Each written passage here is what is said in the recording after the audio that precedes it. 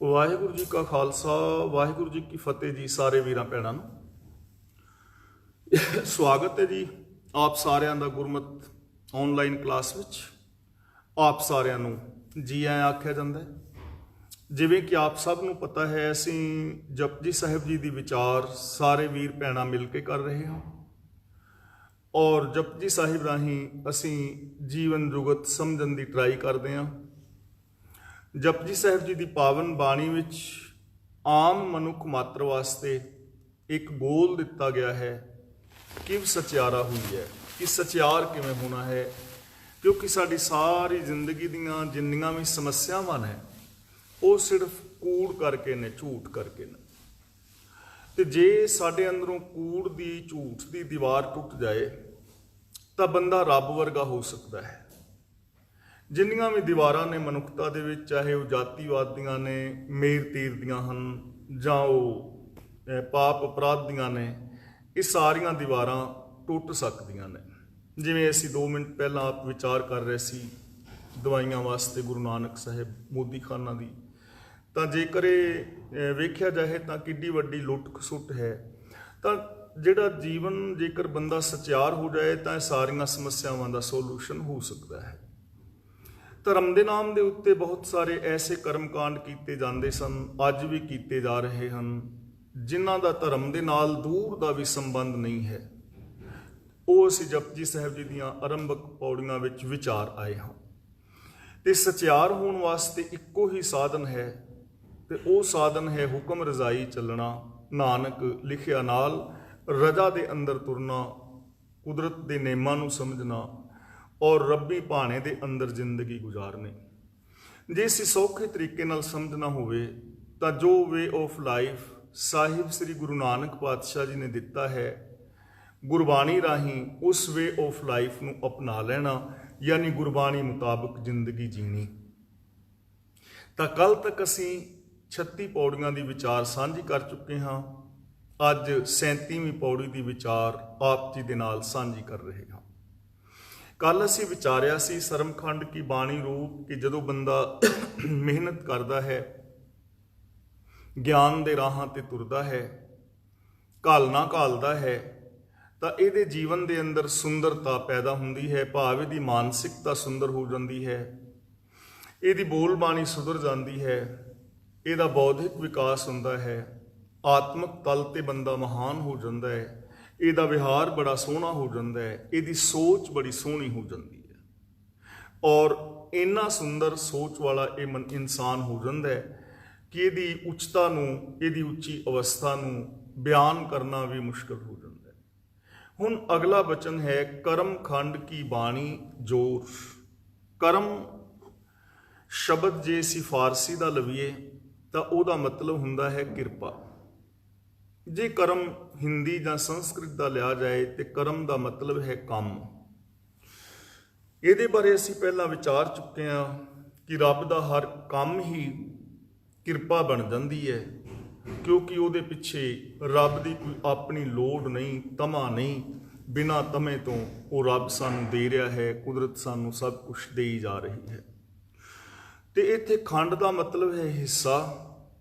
ਹਿੱਸੇ ਦਾ ਮਤਲਬ ਸਾਡੀ ਉਹ ਜੀਵਨ ਦੀ ਅਵਸਥਾ ਜਿਹਦੇ ਵਿੱਚ ਅਸੀਂ ਪਹਿਲਾਂ ਵਿਚਾਰਿਆ ਸੀ ਕਿ ਧਰਮ ਯਾਨੀ ਫਰਜ਼ਾਂ ਨੂੰ ਜਦੋਂ ਅਸੀਂ ਪੂਰੇ ਕਰਦੇ ਹਾਂ ਤਾਂ ਉਹਦੇ ਵਿੱਚ ਸੱਚ ਦੇ ਆਧਾਰ ਤੇ ਬਣਾ, ਮਨੁੱਖੀ ਫਰਜ਼ਾਂ ਨੂੰ ਅਸੀਂ ਪੂਰਾ ਕਰਦੇ ਹਾਂ ਸੱਚ ਨੂੰ ਆਧਾਰ ਬਣਾ ਕੇ, ਤਾਂ ਉਹ ਸਾਡੇ ਧਰਮ ਵਾਲਾ ਜੀਵਨ ਹੁੰਦਾ ਹੈ। ਫਰਜ਼ਾਂ ਨੂੰ ਪੂਰਿਆਂ ਕਰਨ ਦੇ ਨਾਲ ਅਸੀਂ ਸਚਿਆਰ ਹੁੰਦੇ ਹਾਂ, ਸੱਚ ਨੂੰ ਆਧਾਰ ਬਣਾ ਕੇ। ਅਗਲੀ ਅਸੀਂ ਕਰਮ ਹੈ ਗਿਆਨ ਖੰਡ, ਗਿਆਨ ਵਾਲੀ ਅਵਸਥਾ, ਗਿਆਨ ਦੀ ਅਵਸਥਾ ਵਿੱਚ ਕੀਤੇ ਹੋਏ ਕਰਮ। ਉੱਥੇ ਬੰਦਾ ਕਿੰਨੀਆਂ ਸਾਰੀਆਂ ਖੋਜਾਂ ਕਰਦਾ ਹੈ, ਗਿਆਨ ਦੀ ਵਿਸ਼ਾਲਤਾ ਹੁੰਦੀ ਹੈ, ਇਹਨੂੰ ਕਾਮਨ ਸੈਂਸ ਮਿਲਦੀ ਹੈ, ਵਿਵੇਕ ਬੁੱਧ ਮਿਲਦੀ ਹੈ ਔਰ ਗਿਆਨ ਦੇ ਚਾਨਣੇ ਦੇ ਅੰਦਰ ਅਨੰਤ ਕਰਮ ਕਰਦਾ ਇਹ ਪਾਪਾਂ ਵਿਕਾਰਾਂ ਤੋਂ ਦੂਰ ਹੁੰਦਾ ਹੋਇਆ ਰੱਬੀ ਰਹਿਮਤ ਦਾ ਪਾਤਰ ਬਣਦਾ ਹੈ, ਸਚਿਆਰ ਹੁੰਦਾ ਹੈ। ਕੁਛ ਲੋਕ ਉਹ ਨੇ ਜੋ ਮਿਹਨਤ ਕਰਦੇ ਨੇ, ਘਾਲਣਾ ਘਾਲਦੇ ਨੇ। ਜਿਹੜਾ ਇਨਸਾਨ ਘਾਲਣਾ ਘਾਲੇਗਾ ਉਹਦੇ ਜੀਵਨ ਦੇ ਅੰਦਰ ਮਹਾਨਤਾ ਆਏਗੀ, ਸੁੰਦਰਤਾ ਹੋਏਗੀ। ਇੱਥੇ ਕਰਮ ਦਾ ਮਤਲਬ ਕਿਰਪਾ। ਤੇ ਕਿਰਪਾ ਕੀ ਹੈ, ਇਸ ਬਾਰੇ ਅਸੀਂ ਆਸਾ ਕੀ ਵਾਰ ਵਿੱਚ ਵੀ ਵਿਚਾਰ ਰਹੇ ਹਾਂ ਕਿ ਕਿਰਪਾ ਕੀ ਹੈ। ਸਾਹਿਬ ਤੁਠੇ ਜੋ ਮਿਲੇ, ਨਾਨਕ ਸਾ ਕਰਮਾਤ ਸਾਹਿਬ ਤੁਠੇ ਜੋ ਮਿਲੇ। ਕਿਰਪਾ ਉਹਨੂੰ ਕਹਿੰਦੇ ਹਨ ਜੋ ਤਰੁੱਠ ਕੇ ਮਿਲੇ, ਖੁਸ਼ ਹੋ ਕੇ ਮਿਲੇ। ਜਿਵੇਂ ਕੋਈ ਬੱਚਾ ਸਕੂਲ ਵਿੱਚ ਪੜ੍ਹ ਰਿਹਾ ਹੈ ਤੇ ਸਕੂਲ ਦੇ ਅੰਦਰ ਪੜ੍ਹਦਿਆਂ ਉਹ ਅਨੁਸ਼ਾਸਨ ਦਾ ਪਾਲਨ ਕਰਦਾ ਹੈ, ਅਨੁਸ਼ਾਸਨ ਵਿੱਚ ਰਹਿੰਦਾ ਹੈ, ਹਾਜ਼ਰੀਆਂ ਉਹਦੀਆਂ ਸਭ ਤੋਂ ਜ਼ਿਆਦਾ ਹੁੰਦੀਆਂ ਨੇ, ਹੈਂਡ ਰਾਈਟਿੰਗ ਉਸ ਦੀ ਚੰਗੀ ਹੈ, ਨੰਬਰ ਉਹ ਸਭ ਤੋਂ ਜ਼ਿਆਦਾ ਲੈਂਦਾ ਹੈ, ਪੜ੍ਹਦੇ ਬਾਕੀ ਬੱਚੇ ਵੀ ਨੇ, ਲੇਕਿਨ ਉਹਨੇ ਅਨੁਸ਼ਾਸਨ ਦਾ ਪਾਲਨ ਕੀਤਾ ਹੈ ਤੇ ਉਹਦਾ ਵਜ਼ੀਫਾ ਲੱਗ ਜਾਂਦਾ ਹੈ। ਹੁਣ ਵਜ਼ੀਫਾ ਕਿਉਂ ਲੱਗਿਆ ਕਿ ਉਹਦੇ ਕੰਮਾਂ ਤੋਂ ਖੁਸ਼ ਹੋ ਕੇ, ਉਹਨੇ ਮੰਗਿਆ ਨਹੀਂ, ਉਹਦੇ ਕੰਮਾਂ ਤੋਂ ਖੁਸ਼ ਹੋ ਕੇ ਉਹਨੂੰ ਵਜ਼ੀਫਾ ਮਿਲਿਆ। ਇਸੇ ਤਰ੍ਹਾਂ ਇਸ ਦੁਨੀਆ ਦੇ ਅੰਦਰ ਕਰਮ ਤਾਂ ਅਸੀਂ ਸਾਰੇ ਕਰਦੇ ਹਾਂ ਤੇ ਸਾਡੇ ਕੰਮਾਂ ਤੋਂ ਖੁਸ਼ ਹੋ ਕੇ ਸਾਨੂੰ ਰੱਬ ਵੱਲੋਂ ਗਿਫਟ ਮਿਲੇ, ਸੁੱਖ ਮਿਲੇ, ਉਹਨੂੰ ਕਹਿੰਦੇ ਨੇ ਕਿਰਪਾ। ਇਹਦਾ ਮਤਲਬ ਇਹ ਵੀ ਸਾਡੇ ਕਰਮਾਂ ਦੇ ਉੱਤੇ ਬੇਸਡ ਹੋਏਗੀ। ਜਿਹੜਾ ਬੰਦਾ ਰੱਬੀ ਰਜ਼ਾ ਦੇ ਮਤਲਬ ਅੰਦਰ ਤੁਰੇ, ਉਹਦੇ ਤੋਂ ਖੁਸ਼ ਹੋ ਕੇ ਉਹਨੂੰ ਇਹ ਦਾਤ ਮਿਲਦੀ ਹੈ। ਤੇ ਕੀ ਮਿਲਦਾ ਹੈ? ਜ਼ੋਰ। ਉਹਦੇ ਜੀਵਨ ਦੀ ਬਨਾਵਟ ਜ਼ੋਰ ਵਾਲੀ ਹੋ ਜਾਂਦੀ ਹੈ। ਜ਼ੋਰ ਦਾ ਮਤਲਬ ਤਾਕਤ। ਉਸ ਮਨੁੱਖ ਦੀ ਜ਼ਿੰਦਗੀ ਅੰਦਰ ਫਿਰ ਤਾਕਤ ਆਉਂਦੀ ਹੈ। ਤੇ ਤਾਕਤ ਦਾ ਮਤਲਬ ਇਹ ਨਹੀਂ ਹੈ ਕਿ ਉਹ ਫਿਰ ਗੁਆਂਢੀਆਂ ਨਾਲ ਲੜਨ ਲੱਗ ਪੈਂਦਾ ਹੈ ਜਾਂ ਆਪਣੇ ਭਰਾਵਾਂ ਦੀਆਂ ਪੱਗਾਂ ਲਾਹੁੰਦਾ ਹੈ। ਇਹੋ ਜਿਹੀ ਤਾਕਤ ਨਹੀਂ। ਉਹਦੇ ਅੰਦਰ ਇੰਨੀ ਮਾਨਸਿਕ ਪਾਵਰ ਆ ਜਾਂਦੀ ਹੈ ਕਿ ਉਹ ਕਾਮ, ਕ੍ਰੋਧ, ਲੋਭ, ਮੋਹ, ਹੰਕਾਰ ਨੂੰ ਆਪਣੇ ਅਧੀਨ ਕਰ ਲੈਂਦਾ ਹੈ। ਉਹਦੀ ਮਾਨਸਿਕਤਾ ਵਿਸ਼ਾਲ ਹੋ ਜਾਂਦੀ ਹੈ। ਉਹਦੇ ਅੰਦਰੋਂ ਮੇਰ ਤੇਰ ਦੇ ਵਿਤਕਰੇ ਮਿਟ ਜਾਂਦੇ ਨੇ। ਉਹ ਵਿਕਾਰਾਂ, ਪਾਪਾਂ ਨੂੰ ਖਤਮ ਕਰ ਦਿੰਦਾ ਹੈ। ਉਹਦੀ ਸਰਬੱਤ ਦੇ ਭਲੇ ਵਾਲੀ ਮਾਨਸਿਕਤਾ, ਸੋਚ ਉਹਦੀ ਸੱਚੀ ਸੁੱਚੀ ਹੋ ਜਾਂਦੀ ਹੈ। ਇੰਨੀ ਉਹਦੇ ਵਿੱਚ ਤਾਕਤ ਆ ਜਾਂਦੀ ਹੈ। ਉਹਦੇ ਅੰਦਰ ਬੌਧਿਕ ਬਲ ਆਉਂਦਾ ਹੈ, ਯਾਨੀ ਉਹਨੂੰ ਐਸੀ ਸੂਝ ਔਰ ਸਮਝ ਮਿਲਦੀ ਹੈ, ਯਥਾਰਥ ਗਿਆਨ ਮਿਲਦਾ ਹੈ, ਉਹ ਬਿਲਕੁਲ ਸਹੀ ਫੈਸਲੇ ਲੈਂਦਾ ਹੈ। ਉਹਦੇ ਅੰਦਰ ਆਤਮਿਕ ਤਾਕਤ ਆਉਂਦੀ ਹੈ ਔਰ ਉਹ ਆਪਣੀ ਹਉਮੈ ਆਦਿਕ ਨੂੰ ਖਤਮ ਕਰ ਪ੍ਰਭੂ ਦੇ ਅੰਦਰ ਸਮਾ ਕੇ ਰੱਬੀ ਰੂਪ ਹੋ ਜਾਂਦਾ ਹੈ। ਔਰ ਫਿਰ ਐਸੇ ਮਨੁੱਖ ਨੂੰ ਜਿਹਦੀ ਸੋਚ ਵਿਸ਼ਾਲ ਹੋ ਜਾਏ, ਉਹਦੇ ਅੰਦਰ ਫਿਰ ਸਰੀਰਕ ਬਲ ਵੀ ਇੰਨਾ ਆ ਜਾਂਦਾ ਹੈ ਕਿ ਉਹ ਆਰੇ ਦੇ ਨਾਲ ਤੇ ਚਿਰ ਜਾਂਦਾ ਹੈ, ਪਰ ਸੱਚ ਤੋਂ ਉਹ ਦੂਰ ਨਹੀਂ ਹੁੰਦਾ। ਉਹ ਦੇਗ ਵਿੱਚ ਤੇ ਉਬਲ ਜਾਂਦਾ ਹੈ, ਪਰ ਉਹ ਸੱਚ ਦਾ ਤਿਆਗ ਨਹੀਂ ਕਰਦਾ। ਉਹਦੇ ਜੀਵਨ ਦੀ ਜੋ ਬਨਾਵਟ ਹੈ ਉਹ ਜ਼ੋਰ ਵਾਲੀ ਹੁੰਦੀ ਹੈ। ਉਹਦੇ ਅੰਦਰ ਪਾਵਰ ਹੈ, ਉਹਦੇ ਅੰਦਰ ਤਾਕਤ ਹੈ। ਉਹਨੂੰ ਮਾਨਸਿਕ ਤਾਕਤ ਮਿਲਦੀ ਹੈ, ਬੌਧਿਕ ਤਾਕਤ ਮਿਲਦੀ ਹੈ, ਆਤਮਿਕ ਬਲ ਉਹਨੂੰ ਮਿਲ ਜਾਂਦਾ ਹੈ। ਕੌਣ? ਜੋ ਰੱਬੀ ਰਜ਼ਾ ਵਿੱਚ ਤੁਰਦਾ ਹੈ। ਤਿੱਥੇ ਹੋਰ ਨਾ ਕੋਈ ਹੋਰ। ਤਿੱਥੇ ਦਾ ਮਤਲਬ ਉੱਥੇ, ਉਸ ਸੋਚ ਦੇ ਅੰਦਰ ਜਿਹਦੀ ਐਸੀ ਸੋਚ ਬਣ ਜਾਏ, ਜਿਹਨੂੰ ਐਸੀ ਆਤਮਿਕ ਤਾਕਤ ਮਿਲ ਜਾਏ, ਬੌਧਿਕ ਤਾਕਤ ਮਿਲ ਜਾਏ, ਜ਼ੋਰ ਵਾਲੇ ਜਿਸ ਦਾ ਜੀਵਨ ਹੋ ਜਾਏ, ਉੱਥੇ ਉਹਨੂੰ ਫਿਰ ਹੋਰ ਕੋਈ ਨਹੀਂ ਦਿਸਦਾ। ਤਿੱਥੇ ਹੋਰ ਨਾ ਕੋਈ ਹੋਰ। ਉੱਥੇ ਫਿਰ ਉਹਨੂੰ ਹੋਰ ਨਹੀਂ ਕੋਈ ਦਿਸਦਾ, ਕੇਵਲ ਇੱਕ ਰੱਬ ਹੀ ਦਿਸਦਾ ਚਾਰ ਚੁਫੇਰੇ। ਜੋ ਦਿਸੈ ਸੋ ਤੇਰਾ ਰੂਪ। ਉਹਨੂੰ ਫਿਰ ਜੋ ਵੀ ਦਿਸਦਾ ਹੈ ਉਹਦਾ ਰੂਪ ਨਜ਼ਰੀ ਪੈਂਦਾ ਹੈ। ਦੋਏ ਦੋਏ ਲੋਚਨ ਪੇਖਾਂ ਹੋ ਹਰ ਬਿਨ ਔਰ ਨਾ ਦੇਖਾਂ। ਉਹਨੂੰ ਕੋਈ ਹੋਰ ਦਿਸਦਾ ਹੀ ਨਹੀਂ। ਨਾ ਕੋ ਮੇਰਾ ਦੁਸ਼ਮਨ ਰਹਿਆ, ਨਾ ਹਮ ਕਿਸਕੇ ਬੈਰਾਈ। ਬ੍ਰਹਮ ਪਸਾਰ ਪਸਾਰਿਓ ਭੀਤਰ, ਸਤਿਗੁਰ ਤੇ ਸੋਝੀ ਪਾਈ। ਸਭ को मीत हम आपन कीना, हम सबना के साजन। दूर परायो मन का बिरहा, तो मेल कियो मेरे राजन। ਉਹਨੂੰ ਸਭ ਦੇ ਅੰਦਰ ਰੱਬ ਦਾ ਨੂਰ, ਉਹਦੀ ਜੋਤ, ਉਹਦਾ ਜ਼ਹੂਰ, ਉਹਦਾ ਜਲਵਾ ਨਜ਼ਰੀ ਪੈਂਦਾ ਹੈ। ਚਾਰ ਚੁਫੇਰੇ ਉਹੀ ਦਿਸਦਾ ਹੈ, ਹਰ ਥਾਂ ਤੇ ਉਹ ਦਿਸਦਾ ਹੈ, ਆਪਣੇ ਵਿੱਚ ਵੀ ਦੂਜਿਆਂ ਵਿੱਚ ਵੀ। ਔਰ ਐਸੀ ਜਿਹੜੀ ਜ਼ੋਰ ਵਾਲੀ ਅਵਸਥਾ ਹੈ, ਉੱਥੇ ਕੌਣ ਨੇ? ਤਿੱਥੇ ਜੋਧ ਮਹਾਬਲ ਸੂਰ। ਇਸ ਅਵਸਥਾ ਵਿੱਚ ਜਿਨ੍ਹਾਂ ਨੂੰ ਐਸੀ ਸੋਚ ਮਿਲੀ ਹੈ, ਇਸ ਸੋਚ ਦੇ ਉੱਤੇ ਯੋਧੇ ਨੇ, ਮਹਾਬਲੀ ਨੇ ਔਰ ਸੂਰਮੇ ਨੇ। ਉਹਨਾਂ ਨੂੰ ਅਸਲੀ ਯੋਧਾ ਕਿਹਾ ਜਾ ਸਕਦਾ ਹੈ। ਉਹ ਅਸਲੀ ਮਹਾਬਲੀ ਨੇ, ਉਹ ਅਸਲੀ ਸੂਰਮੇ ਨੇ, ਜੋ ਐਸੀ ਸੋਚ ਰੱਖਣ ਵਾਲੇ ਨੇ।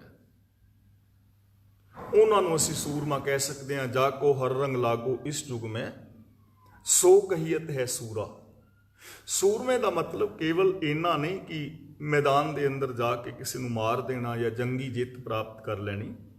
ਮੇਰਾ ਕਦਾਚਿਤ ਭਾਵ ਨਹੀਂ ਕਿ ਉਹ ਜੰਗੀ ਜਿੱਤ ਪ੍ਰਾਪਤ ਕਰਨ ਵਾਲਾ ਸੂਰਮਾ ਨਹੀਂ ਹੁੰਦਾ, ਲੇਕਿਨ ਜੰਗ ਤੇ ਔਰੰਗਜ਼ੇਬ ਵੀ ਜਿੱਤ ਸਕਦਾ ਹੈ। ਇਸ ਲਈ ਅਸਲੀ ਸੂਰਮਾ ਉਹ ਹੈ ਜਿਸ ਨੇ ਵਿਕਾਰਾਂ ਨੂੰ ਜਿੱਤ ਲਿਆ, ਜਿਸ ਨੇ ਮੇਰ ਤੇਰ ਦੇ ਵਿਤਕਰਿਆਂ ਦੇ ਉੱਤੇ ਫਤਿਹ ਪਾ ਲਈ ਹੈ। ਦੇਖੋ ਕਿੰਨੇ ਲੋਕ ਨੇ, ਕਿਤਨੇ ਧਰਮ ਨੇ, ਕਿਤਨੇ ਧਰਮ ਅਸਥਾਨ ਨੇ, ਕਿੰਨਾ ਲੰਬਾ ਚੌੜਾ ਪ੍ਰਚਾਰ ਔਰ ਪ੍ਰਸਾਰ ਹੋ ਰਿਹਾ ਹੈ, ਔਰ ਬੰਦਾ ਛਾਤੀ ਤੇ ਹੱਥ ਮਾਰ ਕੇ ਕਹਿੰਦਾ ਹੈ ਕਿ ਮੇਰੇ ਵਰਗਾ ਧਰਮੀ ਕੋਈ ਨਹੀਂ। ਪਰ ਕਿੰਨੇ ਲੋਕ ਨੇ ਜਿਹੜੇ ਜਾਤੀਵਾਦ ਚੋਂ ਬਾਹਰ ਆ ਗਏ ਨੇ। ਕਿਹੜਾ ਛਾਤੀ ਤੇ ਹੱਥ ਮਾਰ ਕੇ ਕਹਿੰਦਾ ਕਿ ਮੈਂ ਜਾਤੀਵਾਦ ਨੂੰ ਬਿਲਕੁਲ ਨਹੀਂ ਮੰਨਦਾ, ਮੈਂ ਆਪਣੇ ਨਾਮ ਦੇ ਪਿੱਛੇ ਸਰਨੇਮ ਬਿਲਕੁਲ ਛੱਡ ਦਿੱਤਾ ਹੈ। ਕਿੰਨੇ ਕੁ ਲੋਕ ਨੇ, ਕਿੰਨੇ ਕੁ ਸੂਰਮੇ ਨੇ ਜਿਹੜੇ ਇਸ ਪਾਸੇ ਨਿਤਰੇ ਨੇ। ਕਿੰਨੇ ਕੁ ਸੂਰਮੇ ਨੇ ਜੋ ਮਨੁੱਖੀ ਹੱਕਾਂ ਵਾਸਤੇ ਆਪਣਾ ਆਪਾ ਕੁਰਬਾਨ ਕਰ ਦਿੰਦੇ ਨੇ। ਕਿੰਨੇ ਕੁ ਨੇ, ਕਿੰਨੇ ਕੁ ਲੋਕ ਤੁਹਾਡੀ ਨਜ਼ਰ ਦੇ ਅੰਦਰ ਨੇ ਜੋ ਸ੍ਰੀ ਗੁਰੂ ਗ੍ਰੰਥ ਸਾਹਿਬ ਜੀ ਦੀ ਪਾਵਨ ਬਾਣੀ ਮੁਤਾਬਕ ਆਪਣੀ ਸੋਚ ਰੱਖਦੇ ਨੇ, ਜੀਵਨ ਜੀ ਰਹੇ ਨੇ ਜਾਂ ਸਚਿਆਰ ਹੋ ਗਏ ਨੇ। ਕਿੰਨੇ ਕੁ ਨੇ ਲੋਕ? ਨਹੀਂ ਨਾ। ਤਾਂ ਇਹਦਾ ਮਤਲਬ ਫਿਰ ਸੂਰਮਾ ਉਹ ਹੀ ਹੈ ਨਾ ਜੋ ਸਚਿਆਰ ਹੋ ਗਿਆ, ਜਿਸ ਨੇ ਕੂੜ ਦੇ ਬੰਧਨਾਂ ਨੂੰ ਤੋੜ ਦਿੱਤਾ, ਜਿਹਨੇ ਇਹਨਾਂ ਦੀਵਾਰਾਂ ਨੂੰ ਤੋੜ ਦਿੱਤਾ, ਜਿਹੜਾ ਇਹਨਾਂ ਬੰਧਨਾਂ ਦੇ ਵਿੱਚੋਂ ਬਾਹਰ ਆ ਗਿਆ।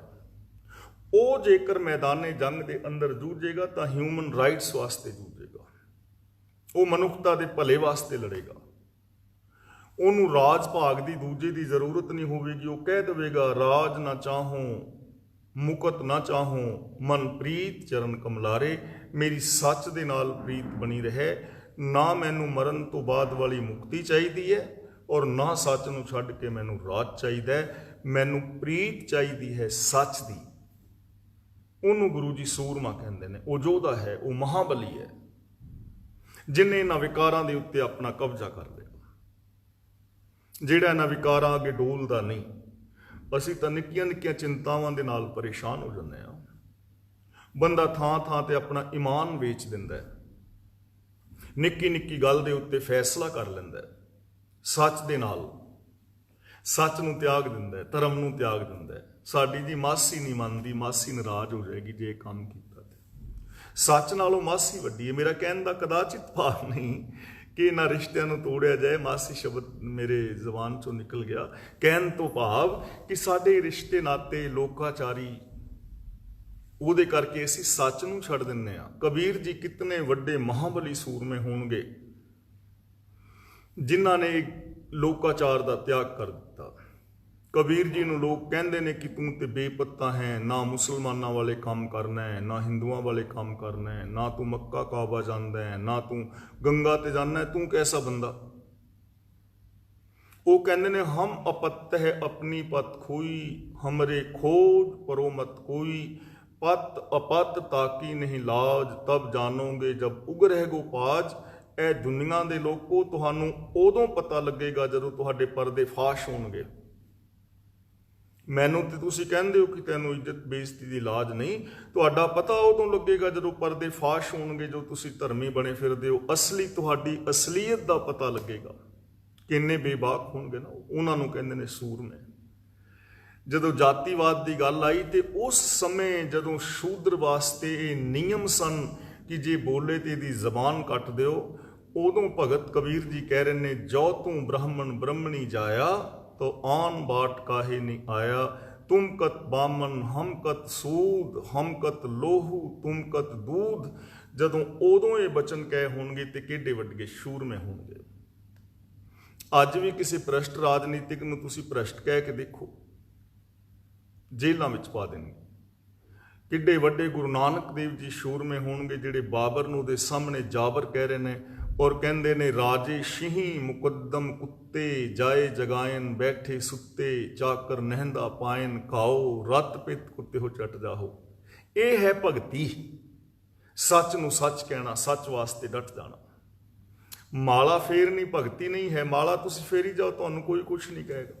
ਜਿੰਨੀ ਮਰਜ਼ੀ ਫੇਰੀ ਜਾਓ, ਮਾਲਾ ਕਹਿੰਦਾ ਕੋਈ ਨਾ। ਤੁਹਾਨੂੰ ਕੋਈ ਰਾਜਨੀਤਿਕ ਕਹੇਗਾ, ਨਾ ਲੀਡਰ, ਨਾ ਤੁਹਾਨੂੰ ਕੋਈ ਪੁਲਿਸ, ਕੋਈ ਨਹੀਂ ਫੜਦਾ। ਮਾਲਾ ਫੇਰੀ ਜਾਓ, ਵਾਹਿਗੁਰੂ ਵਾਹਿਗੁਰੂ ਰਾਮ ਰਾਮ ਕਰੀ ਜਾਓ। ਪਰ ਜਦੋਂ ਤੁਸੀਂ ਕਹੋਗੇ ਕਿ ਇਹ ਬੰਦਾ ਰਿਸ਼ਵਤਖੋਰ ਹੈ, ਇਹ ਲੀਡਰ ਬੇਈਮਾਨ ਹੈ, ਉਦੋਂ ਤਕਲੀਫ ਹੋਣੀ ਹੈ। ਸੱਚ ਬੋਲਿਆ, ਇਹਦਾ ਮਤਲਬ ਸੂਰਮਾ ਮਾਲਾ ਫੇਰਨ ਵਾਲਾ ਨਹੀਂ, ਸਮਾਧੀ ਲਾਉਣ ਵਾਲਾ ਨਹੀਂ, ਸੂਰਮਾ ਸੱਚ ਬੋਲਣ ਵਾਲਾ ਹੈ। ਔਰ ਸੱਚ ਬੋਲਣਾ ਹੀ ਭਗਤੀ ਹੈ। ਇਸ ਲਈ ਕਹਿ ਰਹੇ ਨੇ ਤਿੱਥੇ ਜੋਧ ਮਹਾਬਲ ਸੂਰ।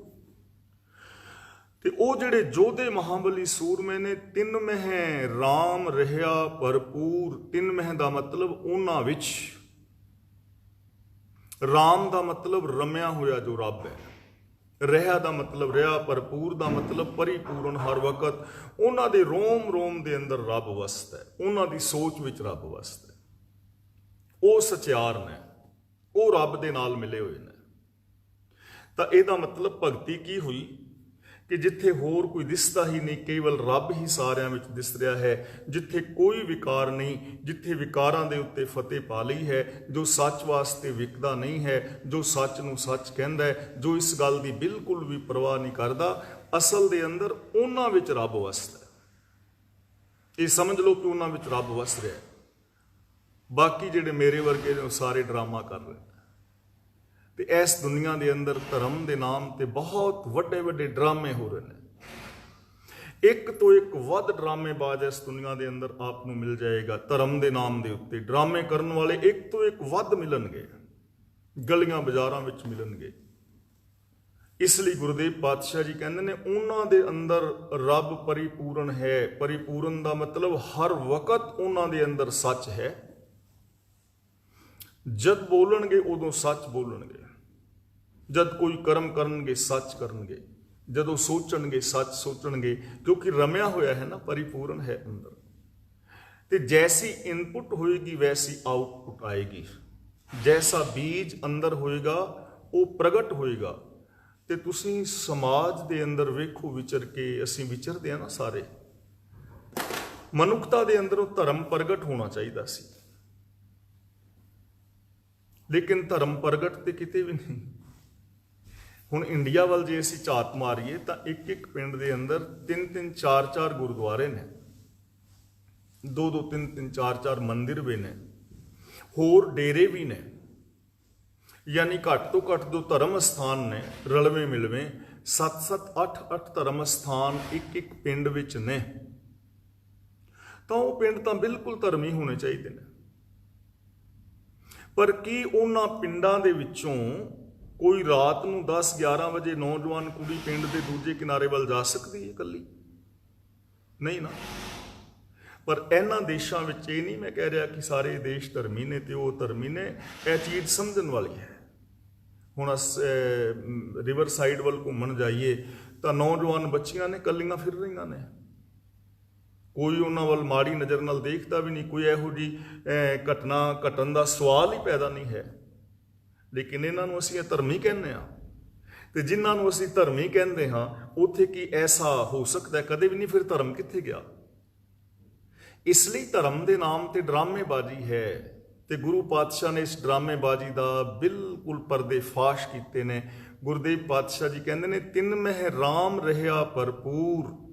ਜੋ ਜ਼ੋਰ ਵਾਲੀ ਅਵਸਥਾ ਅੰਦਰ ਨੇ ਉਹਨਾਂ ਦੀ ਮੈਂਟੈਲਿਟੀ, ਮਾਨਸਿਕਤਾ ਦੇ ਅੰਦਰ ਰੱਬੀ ਗੁਣ ਨੇ, ਉਹਨਾਂ ਦੇ ਅੰਦਰ ਕੁਆਲਿਟੀ ਹੈ, ਉਹਨਾਂ ਦੇ ਅੰਦਰ ਸੱਚ ਹੈ, ਹਰ ਪਲ ਸੱਚ ਹੈ।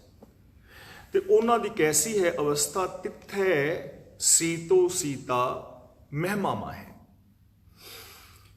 ਹੁਣ ਤਿੱਥੇ ਦਾ ਮਤਲਬ ਉੱਥੇ, ਉੱਥੇ ਦਾ ਮਤਲਬ ਇਹ ਨਹੀਂ ਕਿ ਉੱਤੇ ਕੋਈ ਵੱਖਰਾ ਖੰਡ ਹੈ, ਚੌਥੀ ਪੰਜਵੀਂ ਮੰਜ਼ਲ ਤੇ ਪੰਜਵੇਂ ਛੇਵੇਂ ਆਕਾਸ਼ ਤੇ। ਤਿੱਥੇ ਦਾ ਮਤਲਬ ਉਸ ਅਵਸਥਾ ਵਿੱਚ, ਯਾਨੀ ਉਹਨਾਂ ਲੋਕਾਂ ਦੀ ਮੈਂਟੈਲਿਟੀ ਦੇ ਅੰਦਰ ਸੀਤੋ ਸੀਤਾ। ਸੀਤੋ ਸੀਤਾ ਦਾ ਮਤਲਬ ਚੰਗੀ ਤਰ੍ਹਾਂ ਸੀਤਾ ਹੋਇਆ, ਚੰਗੀ ਤਰ੍ਹਾਂ ਸੀਤਾ ਹੋਇਆ, ਜਿਹੜਾ ਕਦੇ ਪਾਟਦਾ ਨਹੀਂ, ਜਿਹੜਾ ਕਦੇ ਉੱਡੜਦਾ ਨਹੀਂ।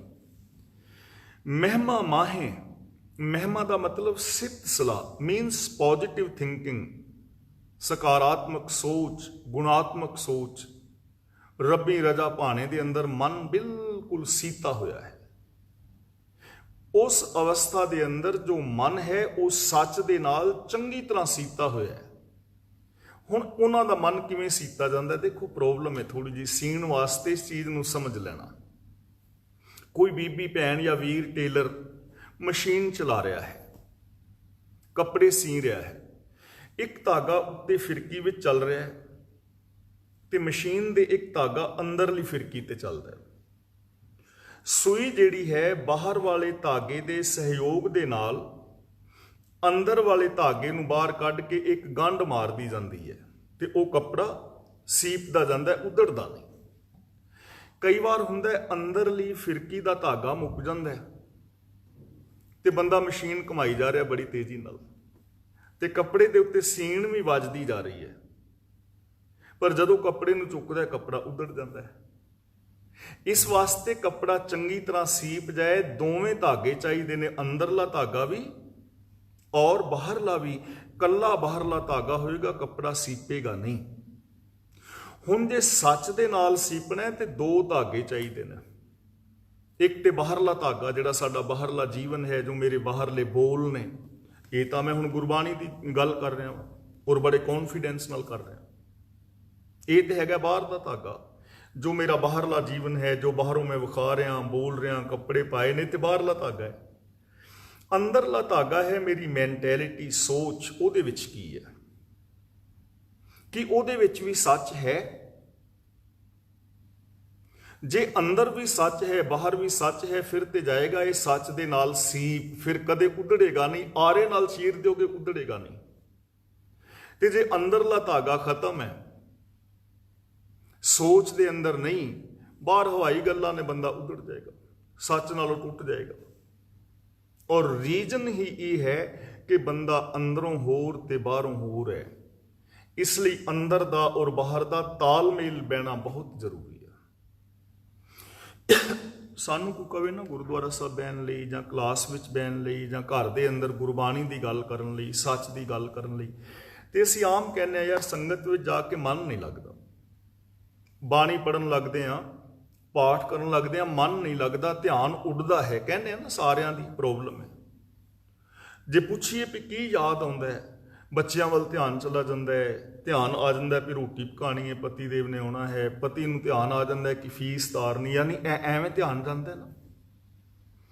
ਤੇ ਜਦੋਂ ਅਸੀਂ ਪਿਕਚਰ ਵੇਖਣ ਜਾਂਦੇ ਆ, ਵੈਸੇ ਮੈਂ ਤੇ ਕਦੀ ਨਹੀਂ ਗਿਆ, ਵਿਆਹ ਤੋਂ ਪਹਿਲਾਂ ਕੋਈ ਇੱਕ ਦੋ ਫਿਲਮਾਂ ਦੇਖੀਆਂ ਨੇ, ਉਸ ਤੋਂ ਬਾਅਦ ਮੈਂ ਪਿਕਚਰ ਹਾਲ ਵਿੱਚ ਕਦੇ ਗਿਆ ਨਹੀਂ।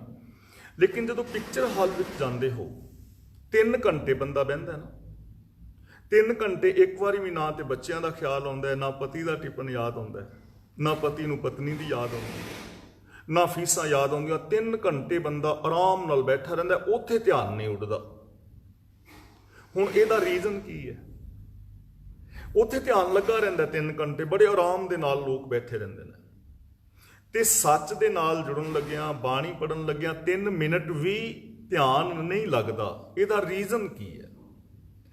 ਇਹਦਾ ਰੀਜ਼ਨ ਕੋਈ ਬਹੁਤਾ ਔਖਾ ਨਹੀਂ, ਬਿਲਕੁਲ ਸੌਖਾ ਹੈ। ਕਿਉਂਕਿ ਪਿਕਚਰ ਹਾਲ ਦੇ ਅੰਦਰ ਜੋ ਬਾਹਰ ਫਿਲਮਾਇਆ ਜਾ ਰਿਹਾ ਨਾ ਪਰਦੇ ਤੇ, ਉਹ ਸਾਡੇ ਅੰਦਰ ਵੀ ਚੱਲ ਰਿਹਾ ਹੈ। ਅੰਦਰ ਦਾ ਤੇ ਬਾਹਰ ਦਾ ਤਾਲਮੇਲ ਬਹਿ ਜਾਂਦਾ ਹੈ। ਭਾਵੇਂ ਉਹ ਇੱਕ ਫਿਲਮ ਹੋਰ ਲਾ ਦੇਣ, 3 ਘੰਟੇ ਹੋਰ ਵੀ ਲੰਘ ਜਾਣਗੇ, ਪਰ ਬਾਣੀ ਦੇ ਅੰਦਰ ਜੋ ਕਿਹਾ ਜਾ ਰਿਹਾ ਹੈ, ਅੰਦਰ ਸਾਡੇ ਕੁਛ ਹੋਰ ਹੈ। ਅੰਦਰ ਦਾ ਬਾਹਰ ਦਾ ਤਾਲਮੇਲ ਨਹੀਂ ਬਹਿੰਦਾ, ਇਸ ਕਰਕੇ ਧਿਆਨ ਨਹੀਂ ਲੱਗਦਾ। ਤੇ ਜਿਨ੍ਹਾਂ ਦਾ ਅੰਦਰ ਦਾ ਔਰ ਬਾਹਰ ਦਾ ਤਾਲਮੇਲ ਬਹਿ ਜਾਏ ਨਾ, ਉਹ ਫਿਰ ਆਰੇ ਦੇ ਨਾਲ ਚਿਰ ਜਾਂਦੇ ਨੇ, ਪਰ ਸੱਚ ਨੂੰ ਛੱਡਦੇ ਨਹੀਂ। ਇਸ ਲਈ ਗੁਰੂ ਜੀ ਕਹਿੰਦੇ ਨੇ, ਕਰਮ ਖੰਡ ਵਾਲੀ ਜਦੋਂ ਉਸ ਜਗ੍ਹਾ ਤੇ ਬੰਦਾ ਪਹੁੰਚਦਾ ਨਾ, ਮਿਹਨਤ ਕਰਦਾ ਹੋਇਆ, ਤਿੱਥੇ ਸੀਤੋ ਸੀਤਾ ਮਹਿਮਾ ਮਾਹੇ, ਉਹਨਾਂ ਦਾ ਮਨ ਉੱਥੇ ਮਹਿਮਾ ਦੇ ਅੰਦਰ ਸੀਤਾ ਹੁੰਦਾ ਹੈ। ਯਾਨੀ ਉਹਨਾਂ ਵਿੱਚ ਨੈਗੇਟਿਵ ਕੋਈ ਵਿਚਾਰ ਨਹੀਂ ਹੁੰਦਾ, ਪੋਜ਼ਿਟਿਵ ਵਿਚਾਰ ਹੁੰਦਾ, ਸਕਾਰਾਤਮਕ ਸੋਚ ਹੁੰਦੀ ਹੈ। ਗੁਣਾਂ ਦੀ ਗੱਲ ਹੁੰਦੀ, ਉੱਥੇ ਔਗਣ ਹੈ ਹੀ ਨਹੀਂ, ਕਿਉਂਕਿ ਉਹਨਾਂ ਦੀ ਮੈਂਟੈਲਿਟੀ ਗੁਣਾਂ ਦੇ ਨਾਲ ਸੀਪ ਗਈ ਹੈ, ਸੱਚ ਦੇ ਨਾਲ ਸੀਪ ਗਈ ਹੈ। ਝੂਠ ਹੈ ਹੀ ਨਹੀਂ, ਨੈਗੇਟਿਵ ਹੈ ਹੀ ਨਹੀਂ। ਉਹ ਇਹ ਕਹਿੰਦੇ ਹੀ ਨਹੀਂ ਕਿ ਸਾਡੇ ਤੋਂ ਨਹੀਂ ਹੋਣਾ। ਉਹਨਾਂ ਦੀ ਜ਼ਬਾਨ ਚੋਂ ਹੀ ਨਹੀਂ ਨਿਕਲਦਾ ਜੀ ਕੰਮ ਬੜਾ ਔਖਾ ਹੈ, ਕਿਉਂਕਿ ਉਹਨਾਂ ਦੇ ਅੰਦਰ ਤਾਂ ਸੱਚ ਦੇ ਨਾਲ ਸੀਪ ਗਏ ਨੇ ਉਹ। ਇਸ ਲਈ ਆਪਣੇ ਅੰਦਰ ਇਹਨਾਂ ਚੀਜ਼ਾਂ ਨੂੰ ਪੱਕੇ ਤੌਰ ਤੇ ਬਿਠਾ ਲੈਣਾ ਹੈ। ਵਿਸ਼ਵਾਸ ਅੰਦਰ ਵੀ ਇਹੀ ਹੋਏ ਤੇ ਬਾਹਰ ਵੀ ਇਹੀ ਹੋਵੇ। ਅਗਲਾ ਬਚਨ ਕਰਦੇ ਨੇ, ਤਾਕੇ ਰੂਪ ਨਾ ਕਥਨੇ ਜਾਹੇ। ਫਿਰ ਜਿਹੜੇ ਐਸੇ ਲੋਕ ਨੇ ਨਾ, ਉਹਨਾਂ ਦੇ ਰੂਪ ਫਿਰ ਬਿਆਨ ਨਹੀਂ ਕੀਤੇ ਜਾ ਸਕਦੇ ਕਿੰਨੇ ਕੁ ਸੋਹਣੇ ਨੇ। ਉਹਨਾਂ ਦੇ ਨੈਣ ਨਕਸ਼ ਬੇਸ਼ੱਕ ਬੇਟੱਬੇ ਹੋਣ, ਲੇਕਿਨ ਉਹਨਾਂ ਦੀ ਮਾਨਸਿਕ ਸੁੰਦਰਤਾ ਨੂੰ ਕੋਈ ਬਿਆਨ ਨਹੀਂ ਕਰ ਸਕਦਾ।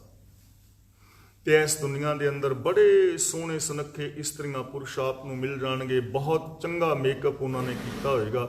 ਬਾਜ਼ਾਰਾਂ ਦੇ ਅੰਦਰ ਤੁਹਾਨੂੰ ਇੰਜ ਲੱਗਦੇ ਨੇ ਮੇਕਅਪ ਕਰਕੇ ਬੰਦੇ ਬੀਬੀਆਂ ਤੁਰੇ ਜਿਵੇਂ ਕ੍ਰਿਸਮਸ ਟਰੀ ਤੁਰਿਆ ਜਾ ਰਿਹਾ ਹੋਵੇ, ਇੰਨਾ ਮੇਕਅਪ। ਲੇਕਿਨ ਸੋਚ ਮਾੜੀ,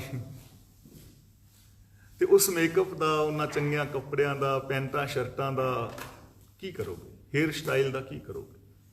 ਇਸ ਲਈ ਗੁਰੂ ਜੀ ਕਹਿੰਦੇ ਨੇ ਜੋ ਸੱਚ ਦੇ ਨਾਲ ਚੰਗੀ ਤਰ੍ਹਾਂ ਸੀਪ ਜਾਂਦੇ ਨੇ ਅੰਦਰੋਂ ਬਾਹਰੋਂ, ਉਹਨਾਂ ਦਾ ਇੰਨਾ ਸੁੰਦਰ ਸਰੂਪ ਹੁੰਦਾ ਹੈ ਕਿ ਉਹਨਾਂ ਨੂੰ ਬਿਆਨ ਨਹੀਂ ਕੀਤਾ ਜਾ ਸਕਦਾ। ਉਹਨਾਂ ਦੇ ਕੱਪੜੇ ਸਾਦੇ ਹੋਣਗੇ, ਪਰ ਕਿਵੇਂ ਭਗਤ ਪੂਰਨ ਸਿੰਘ ਦੀ ਸੁੰਦਰਤਾ ਨੂੰ ਕਿਵੇਂ ਬਿਆਨ ਕਰੋਗੇ? ਭਾਈ ਕਨ੍ਹਈਆ ਜੀ ਦੀ ਸੁੰਦਰਤਾ ਨੂੰ ਕਿਵੇਂ ਬਿਆਨ ਕਰੋਗੇ?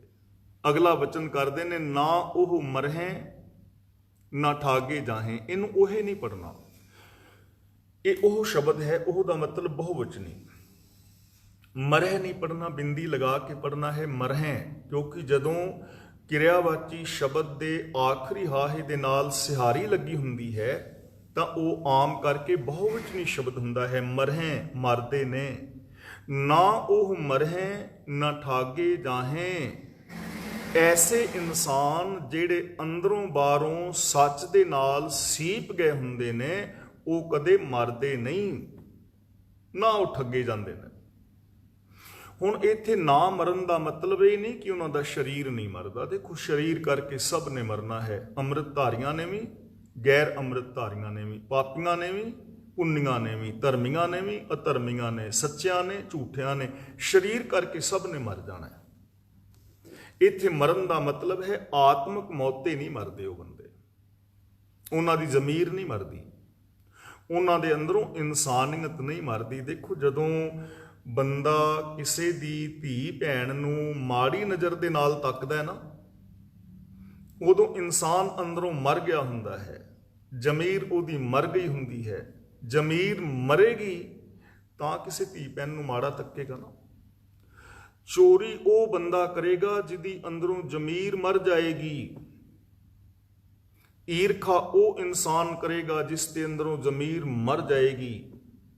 ਕਿਸੇ ਦੀ ਪ੍ਰੋਪਰਟੀ ਨੂੰ ਉਹ ਹੜੱਪੇਗਾ ਜਿਹਦੀ ਜ਼ਮੀਰ ਮਰ ਜਾਏਗੀ, ਜਿਹਦੇ ਅੰਦਰੋਂ ਇਨਸਾਨੀਅਤ ਮਰ ਜਾਏਗੀ, ਆਤਮਿਕ ਮੌਤ ਹੋ ਜਾਏਗੀ। ਤੇ ਜਿਹੜੇ ਸਚਿਆਰ ਨੇ ਉਹ ਕਦੇ ਮਰਦੇ ਨਹੀਂ, ਆਤਮਿਕ ਮੌਤ ਨਹੀਂ ਮਰਦੇ, ਉਹਨਾਂ ਦੇ ਅੰਦਰੋਂ ਇਨਸਾਨੀਅਤ ਕਦੇ ਨਹੀਂ ਮਰਦੀ। ਨਾ ਠਾਗੇ ਜਾਹੇ, ਉਹ ਠੱਗੇ ਵੀ ਨਹੀਂ ਜਾਂਦੇ। ਇਹਦਾ ਮਤਲਬ ਇਹ ਨਹੀਂ ਕਿ ਬੜੇ ਉਹ ਚਲਾਕ ਹੋ ਜਾਂਦੇ ਨੇ, ਲੋਕਾਂ ਤੋਂ ਨਹੀਂ ਠੱਗੇ ਜਾਂਦੇ। ਸਗੋਂ ਇਹੋ ਜਿਹੇ ਭੋਲੇ ਬੰਦਿਆਂ ਨੂੰ ਲੋਕ ਤਾਂ ਇਮੋਸ਼ਨਲ ਬਲੈਕਮੇਲ ਕਈ ਵਾਰ ਕਰ ਲੈਂਦੇ ਨੇ। ਉਹ ਕਿਸੇ ਵਿਕਾਰ ਤੋਂ ਨਹੀਂ ਠੱਗੇ ਜਾਂਦੇ।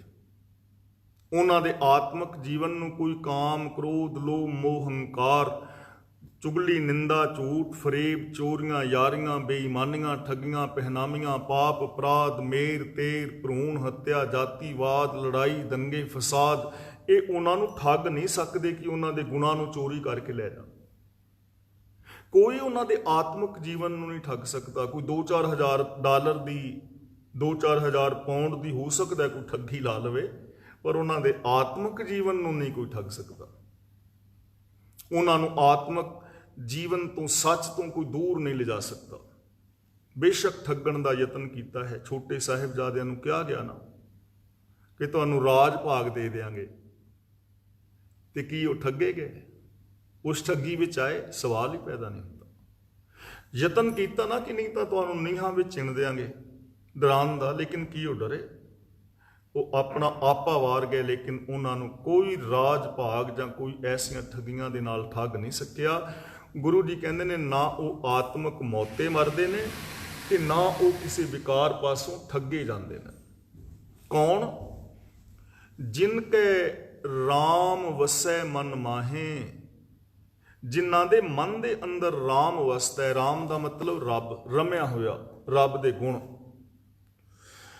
ਜਿਨ੍ਹਾਂ ਦੇ ਅੰਦਰ ਰੱਬ ਵਸਦਾ ਹੈ, ਮਨ ਦੇ ਅੰਦਰ, ਮੈਂਟੈਲਿਟੀ ਵਿੱਚ, ਸੋਚ ਦੇ ਅੰਦਰ, ਉਹ ਨਾ ਆਤਮਿਕ ਮੌਤੇ ਮਰਦੇ ਨੇ ਤੇ ਨਾ ਉਹ ਠੱਗੇ ਜਾਂਦੇ ਨੇ। ਤੇ ਜਿਹੜੇ ਆਤਮਿਕ ਮੌਤੇ ਮਰ ਜਾਂਦੇ ਨੇ, ਠੱਗੇ ਜਾਂਦੇ ਨੇ, ਉਹਨਾਂ ਦੇ ਮਨ ਵਿੱਚ ਰੱਬ ਵਸ ਹੀ ਨਹੀਂ ਸੀ ਰਿਹਾ। ਡਰਾਮਾ ਕਰ ਰਹੇ ਸੀ ਉਹਨਾਂ ਨੇ, ਧਾਰਮਿਕ ਲਿਬਾਸ ਪਾਇਆ ਹੋਇਆ ਸੀ। ਧਾਰਮਿਕ ਲਿਬਾਸ ਪਾਇਆ ਸੀ, ਜ਼ਬਾਨ ਦੇ ਨਾਲ ਧਰਮ ਦੀਆਂ ਗੱਲਾਂ ਕਰ ਰਹੇ ਸਨ, ਲੇਕਿਨ ਮੈਂਟੈਲਿਟੀ ਦੇ ਅੰਦਰ ਸੱਚ ਨਹੀਂ ਸੀ। ਇਸ ਕਰਕੇ ਉਹ ਲੋਕ ਮਰ ਜਾਂਦੇ ਨੇ, ਆਤਮਿਕ ਮੌਤੇ ਠੱਗੇ ਜਾਂਦੇ ਨੇ, ਜੀਵਨ ਦੇ ਅਸਲ ਸਫ਼ਰ ਤੋਂ ਦੂਰ ਚਲੇ ਜਾਂਦੇ ਨੇ, ਸਚਿਆਰਤਾ ਦੇ ਰਾਸਤੇ ਨੂੰ ਤਿਆਗ ਜਾਂਦੇ ਨੇ, ਕਿਉਂਕਿ ਮਨ ਵਿੱਚ ਹੈ ਹੀ ਨਹੀਂ ਸੀ, ਅੰਦਰ ਤੇ ਕੁਝ ਹੋਰ ਸੀ। ਜਿਵੇਂ ਬਗਲਾ ਬੈਠਾ ਹੁੰਦਾ ਨਾ ਪਾਣੀ ਵਿੱਚ, ਇੱਕ ਲੱਤ ਤੇ ਖੜਾ ਹੈ, ਅੱਖਾਂ ਵੀ ਅੱਧੀਆਂ ਬੰਦ ਨੇ, ਖੰਭ ਵੀ ਚਿੱਟੇ ਨੇ, ਬੈਠਾ ਵੀ ਤੀਰਥ ਵਿੱਚ ਹੈ, ਇੱਕ ਪੈਰ ਵੀ ਚੁੱਕਿਆ ਹੋਇਆ ਹੈ। ਇਹ ਨਾ ਸਮਝ ਲੈਣਾ ਕਿ ਉਹ ਭਗਤ ਹੈ, ਕਿ ਸਮਾਧੀ ਲਾਈਏ। ਬਗਲੇ ਵਰਗਾ ਧਿਆਨ ਕੋਈ ਨਹੀਂ ਲਾ ਸਕਦਾ, ਪਰ ਉਹਦੇ ਮਨ ਵਿੱਚ ਰੱਬ ਨਹੀਂ ਹੈ, ਮਨ ਵਿੱਚ ਸੱਚ ਨਹੀਂ ਹੈ। ਮਨ ਦੇ ਅੰਦਰ ਹੈ ਕਿ ਕੋਈ ਡੱਡੀ ਮੱਛੀ ਆਵੇ, ਜਦੋਂ ਕੋਈ ਡੱਡੀ ਮੱਛੀ ਪਕੜ ਵਿੱਚ ਆਉਂਦੀ ਹੈ, ਐਸਾ ਝਪੱਟਾ ਮਾਰਦਾ ਹੈ ਬਚ ਕੇ ਨਿਕਲ ਜਾਏ। 99.99% ਦਿਨੇ ਆ ਸਾਡੇ ਧਾਰਮਿਕ ਬਾਬੇ ਨੇ, ਬਹੁਤੇ ਬਹੁਤਾਤ ਗਿਣਤੀ ਬਗਲਾ ਭਗਤ ਹੀ ਨੇ। ਕਿਤੇ ਪਕੜ ਦੇ ਵਿੱਚ ਜਾਓ ਸਹੀ, ਬਗਲੇ ਤੋਂ ਤੇ ਮੱਛੀ ਬਚ ਜਾਏ, ਲੇਕਿਨ ਇਹਨਾਂ ਧਾਰਮਿਕ ਲੋਕਾਂ ਤੋਂ ਜਿਹੜੇ ਬਨਾਵਟੀ ਨੇ, ਉਹਨਾਂ ਦੀ ਗੱਲ ਕਰ ਰਿਹਾ, ਉਹਨਾਂ ਤੋਂ ਕਿਵੇਂ ਬਚ ਜਾਓਗੇ? ਕਿੰਨਾ ਇਮੋਸ਼ਨਲ ਬਲੈਕਮੇਲ ਕੀਤਾ ਜਾ ਰਿਹਾ, ਕਿੰਨਾ ਧਰਮ ਤੋਂ ਉਲਟ, ਗੁਰਬਾਣੀ ਤੋਂ ਉਲਟ ਕਿਤਨੇ ਕਰਮ ਕੀਤੇ ਜਾ ਰਹੇ ਨੇ। ਇਹ ਤੁਸੀਂ ਜਪਜੀ ਸਾਹਿਬ ਜੀ ਦੇ ਰਾਹੀਂ ਵੇਖ ਹੀ ਲਿਆ ਹੈ।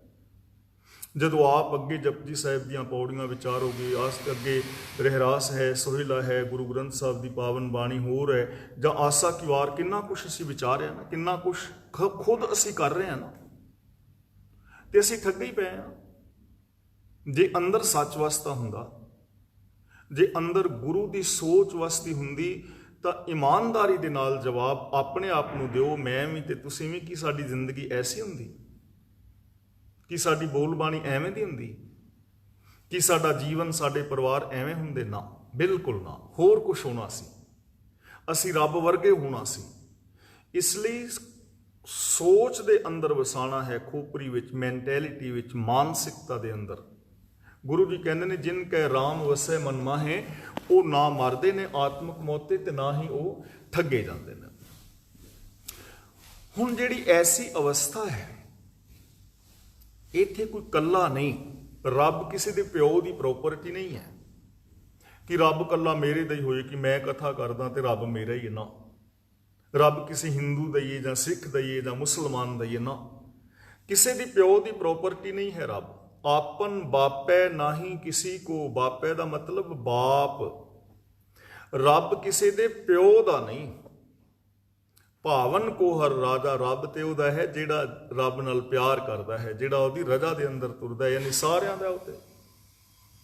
ਤਾਂ ਗੁਰੂ ਜੀ ਕਹਿੰਦੇ ਨੇ, ਤਿੱਥੈ ਭਗਤ ਵਸੈ ਕੇ ਲੋ, ਕਈ ਲੋਕਾਂ ਦੇ ਭਗਤ ਵਸਦੇ ਨੇ। ਜਿਵੇਂ 14 ਲੋਕ ਮੰਨੇ ਨੇ ਨਾ, ਕਿਤੇ 14 ਤਬਕ ਮੰਨੇ ਨੇ, ਕਿਤੇ 3 ਲੋਕ ਮੰਨੇ ਨੇ, ਯਾਨੀ ਪੂਰੀ ਜਗਤ ਦੇ, ਕਿਸੇ ਵੀ ਇਲਾਕੇ ਦਾ, ਕਿਸੇ ਵੀ ਦੇਸ਼ ਮਜ਼ਹਬ ਵਿੱਚ ਪੈਦਾ ਹੋਇਆ, ਕਿਸੇ ਵੀ ਰੰਗ ਨਸਲ ਦਾ, ਜਿਹਦੇ ਵੀ ਮਨ ਦੇ ਅੰਦਰ ਰੱਬ ਵਸ ਗਿਆ, ਉਹ ਇਸ ਅਵਸਥਾ ਦੇ ਅੰਦਰ ਜੀਵੇਗਾ। ਉਹਦੀ ਨਿਸ਼ਾਨੀ ਇਹ ਹੋਏਗੀ, ਉਹਦੀ ਨਿਸ਼ਾਨੀ ਇਹ ਹੋਏਗੀ, ਕਿਹੜੀ?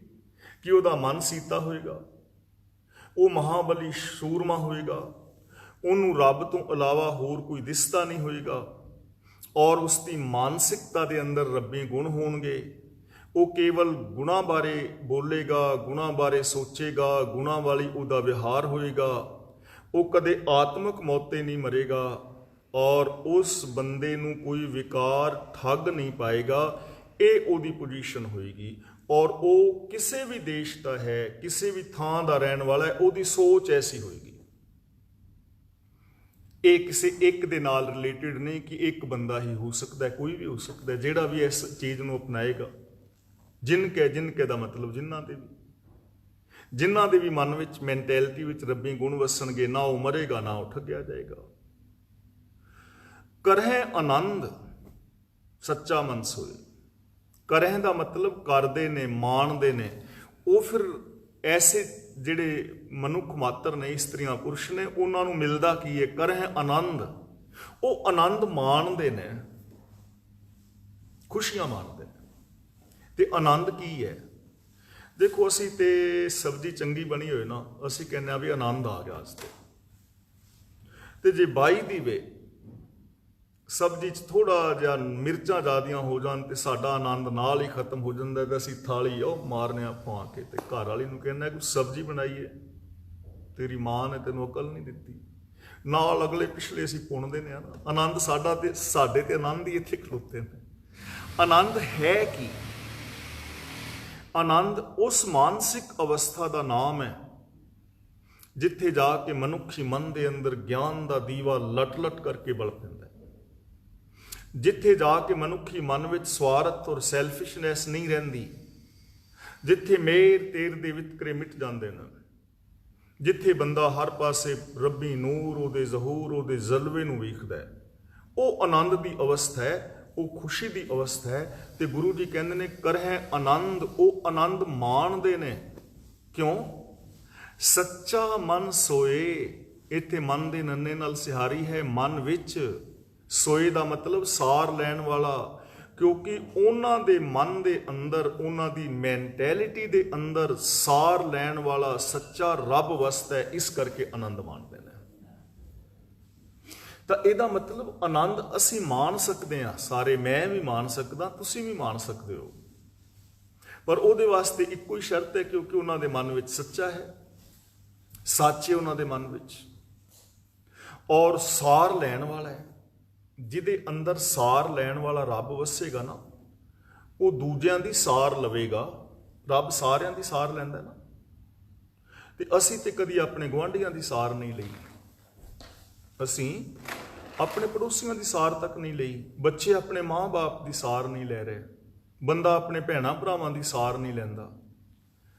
ਕਹਿੰਦੇ ਨੇ ਨਾ, ਦੇਖੋ ਸਭ ਤੋਂ ਜ਼ਿਆਦਾ ਬੱਚਿਆਂ ਦੇ ਨਾਲ ਪਿਆਰ ਵੈਸੇ ਹਰ ਮਾਂ-ਬਾਪ ਕਰਦਾ, ਪਰ ਬਾਂਦਰੀ ਜਿਹੜੀ ਨਾ, ਬਾਂਦਰੀ, ਉਹ ਆਪਣੇ ਮਰੇ ਬੱਚੇ ਨੂੰ ਹੀ ਛਾਤੀ ਨਾਲ ਲਾਈ ਫਿਰਦੀ, ਜਦੋਂ ਤੱਕ ਉਹਦਾ ਦੂਜਾ ਬੱਚਾ ਨਹੀਂ ਹੁੰਦਾ, ਮਰੇ ਨੂੰ ਹੀ ਚੁੱਕੀ ਫਿਰਦੀ ਹੈ। ਤੇ ਕਹਿੰਦੇ ਨੇ ਕਿਤੇ ਰੇਤੇ ਦੇ ਵਿੱਚ ਪੈਰ ਸੜੇ ਸਨ ਨਾ, ਤੇ ਬਾਂਦਰੀ ਨੇ ਆਪਣਾ ਬੱਚਾ ਹੀ ਲਾ ਕੇ ਥੱਲੇ ਪੈਰਾਂ ਤੇ ਧਰ ਲਿਆ ਸੀ। ਪਤਾ ਤੇ ਉਦੋਂ ਲੱਗਦਾ ਨਾ ਜਦੋਂ ਪੈਰਾਂ ਨੂੰ ਸੇਕ ਲੱਗੇ, ਤੇ ਉਦੋਂ ਕੋਈ ਤਿਆਗ ਕਰੇ। ਗੁਰੂ ਜੀ ਕਹਿੰਦੇ ਨੇ ਉਹਨਾਂ ਦੇ ਮਨ ਦੇ ਅੰਦਰ ਸੱਚਾ ਹੁੰਦਾ ਹੈ, ਤੇ ਉਹ ਆਨੰਦ ਮਾਣਦੇ ਨੇ, ਕਿਉਂਕਿ ਉਹਨਾਂ ਦੀ ਜ਼ਿੰਦਗੀ ਦੇ ਅੰਦਰ ਸੱਚ ਹੈ, ਉਹ ਆਨੰਦ ਮਾਣਦੇ ਨੇ। ਆਨੰਦ ਉਸ ਅਵਸਥਾ ਦਾ ਨਾਮ ਹੈ ਜਿੱਥੇ ਮੇਰ ਤੇਰ ਦੇ ਵਿਤਕਰੇ ਮਿਟ ਜਾਂਦੇ ਨੇ, ਤੇ ਇਹ ਆਨੰਦ ਉਹਨਾਂ ਦੀ ਜ਼ਿੰਦਗੀ ਵਿੱਚ ਬਣਦਾ ਹੈ ਜਿਨ੍ਹਾਂ ਦੀ ਜ਼ਿੰਦਗੀ ਵਿੱਚ ਸੱਚ ਹੁੰਦਾ ਹੈ।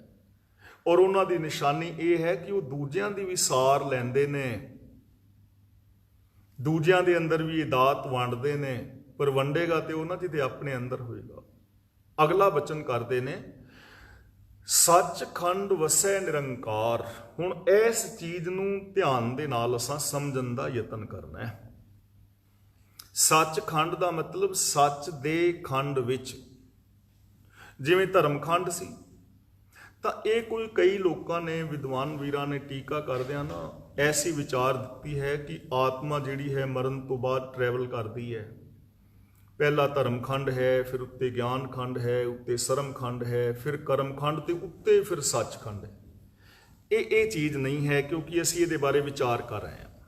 ਇੱਕ ਸੋਚ ਹੈ। ਧਰਮਖੰਡ ਕਿਹਨੂੰ ਕਹਿੰਦੇ ਨੇ? ਜਿੱਥੇ ਬੰਦਾ ਸੱਚ ਨੂੰ ਆਧਾਰ ਬਣਾ ਕੇ ਆਪਣੇ ਫਰਜ਼ਾਂ ਨੂੰ ਪੂਰੀਆਂ ਕਰਦਾ ਹੈ। ਗਿਆਨ ਖੰਡ ਜਿਹੜਾ ਗਿਆਨ ਦੀ ਅਵਸਥਾ ਵਿੱਚ ਜੀ ਰਿਹਾ ਹੈ। ਸਰਮਖੰਡ ਦਾ ਮਤਲਬ ਮਿਹਨਤ ਕਰਨ ਵਾਲੀ ਅਵਸਥਾ, ਜਿੱਥੇ ਬੰਦਾ ਕਾਲ ਕਮਾਈ ਕਰਦਾ ਹੈ। ਕਰਮਖੰਡ ਦਾ ਮਤਲਬ ਕਿ ਜਿੱਥੇ ਬੰਦਾ ਉਹ ਕਰਮ ਕਰੇ ਜਿਨ੍ਹਾਂ ਕਰਮਾਂ ਤੋਂ ਖੁਸ਼ ਹੋ ਕੇ ਇਹਨੂੰ ਬਖਸ਼ਿਸ਼ ਮਿਲ ਜਾਏ, ਇਹ ਉਸ ਚੀਜ਼ ਦਾ ਪਾਤਰ ਬਣ ਜਾਏ। ਤੇ ਸੱਚਖੰਡ ਦਾ ਮਤਲਬ ਉਹ ਖੰਡ, ਉਹ ਟੁਕੜਾ ਜਿਹਦੇ ਵਿੱਚ ਸੱਚ ਵਸਦਾ ਹੈ। ਖੰਡ ਦੇ ਡੱਡੇ ਨਾਲ ਸਿਹਾਰੀ ਨਾ, ਖੰਡ ਵਿੱਚ। ਖੰਡ ਦਾ ਮਤਲਬ ਟੁਕੜਾ, ਸਰੀਰ, ਉਹ ਜਗ੍ਹਾ, ਅਸਥਾਨ। ਜਿਵੇਂ ਦੇਖੋ ਅਸੀਂ ਇਸ ਵੇਲੇ ਕਲਾਸ ਦੇ ਅੰਦਰ 60-70 ਵੀਰ ਭੈਣਾਂ ਕਰੀਬ ਬੈਠੇ, ਹਾਂਜੀ, ਤੇ ਇਹ 60-70 ਟੁਕੜੇ ਨੇ। ਮੈਂ ਇੱਕ ਵੱਖਰਾ ਟੁਕੜਾ ਵਾਂ, ਮੇਰਾ ਸਰੀਰ ਵੱਖਰਾ ਨਾ ਤੁਹਾਡੇ ਤੋਂ, ਤੁਹਾਡੇ ਵੱਖਰੇ ਵੱਖਰੇ ਸਰੀਰ ਨੇ। ਤੇ ਜਿਸ ਸਰੀਰ ਦੇ ਅੰਦਰ ਸੱਚ ਆ ਗਿਆ ਉਹਨੂੰ ਕਹਿੰਦੇ ਨੇ ਸੱਚਖੰਡ। ਜਿਹਨੇ ਸੱਚ ਨੂੰ ਜਾਣ ਲਿਆ, ਸੱਚ ਵਾਲੀ ਅਵਸਥਾ, ਉਹਨੂੰ ਸੱਚਖੰਡ ਕਹਿ ਰਹੇ। ਜੇ ਚੀਜ਼ ਸਮਝ ਨਹੀਂ ਆਈ ਤੇ ਕੋਈ ਵੀਰ ਭੈਣ ਹੱਥ ਖੜਾ ਕਰ ਸਕਦੇ ਹੋ, ਮੈਨੂੰ ਦਿਸ ਜਾਏਗਾ, ਮੈਂ ਦੁਬਾਰਾ ਰਿਪੀਟ ਕਰ ਦਿਆਂ। ਹਾਂਜੀ, ਸੱਚਖੰਡ। ਸੱਚਖੰਡ ਦਾ ਮਤਲਬ ਜਿਹਦੇ ਮਨ ਦੇ ਅੰਦਰ ਸੱਚ ਵਸ ਗਿਆ, ਜਿਹੜਾ ਬੰਦਾ ਮਨ, ਬਚਨ ਔਰ ਕਰਮ ਕਰਕੇ ਸੱਚਾ ਹੋ ਗਿਆ, ਉਸ ਅਵਸਥਾ ਨੂੰ, ਉਸ ਮੈਂਟੈਲਿਟੀ ਨੂੰ ਸੱਚ ਕਹਿ ਰਹੇ। ਹਾਂ ਵੀਰ ਅਵਤਾਰ ਸਿੰਘ, ਆ ਗਈ ਸਮਝਣਾ? ਤੁਸੀਂ ਹੱਥ ਖੜਾ ਕੀਤਾ ਸੀ। ਹਾਂ, ਹੋਰ ਕੋਈ ਹੱਥ ਖੜਾ ਕਰ ਸਕਦੇ ਹੋ, ਕਿਉਂਕਿ ਇੱਥੋਂ ਅੱਗੇ ਜਾਣ ਤੋਂ ਪਹਿਲਾਂ ਅਨਮਿਊਟ ਨਾ ਹੋਇਓ, ਹੱਥ ਖੜਾ ਕਰ ਸਕਦੇ ਹੋ, ਜਿਸ ਕਰਕੇ ਚੀਜ਼ ਅਸੀਂ ਸਮਝ ਸਕੀਏ। ਠੀਕ ਹੈ। ਹਾਂ ਵੀਰ ਅਰਵਿੰਦਰ ਸਿੰਘ ਜੀ, ਜਿਵੇਂ ਤੁਸੀਂ ਹੋ ਤਾਂ ਤੁਸੀਂ ਮਨ, ਬਚਨ ਔਰ ਕਰਮ ਕਰਕੇ ਤੁਹਾਡੇ ਅੰਦਰ ਸੱਚ ਵਸ ਜਾਏ, ਤੁਹਾਡੀ ਮੈਂਟੈਲਿਟੀ ਵੀ ਸੱਚੀ ਹੋ ਜਾਏ, ਤੁਹਾਡੇ ਬੋਲ ਵੀ ਸੱਚੇ ਹੋ ਜਾਣ, ਤੁਹਾਡਾ ਵਿਹਾਰ ਵੀ ਸੱਚਾ ਹੋ ਜਾਏ, ਤਾਂ ਤੁਹਾਡਾ ਜੀਵਨ ਇੱਕ ਸੱਚ ਦਾ ਟੁਕੜਾ ਹੋ ਗਿਆ। ਇਹਨੂੰ ਕਵਾਂਗੇ ਸੱਚਖੰਡ। ਇੱਕ ਮੈਂਟੈਲਿਟੀ, ਇੱਕ ਅਵਸਥਾ, ਇੱਕ ਸੋਚ। ਸਮਝ ਆ ਗਈ ਜੀ?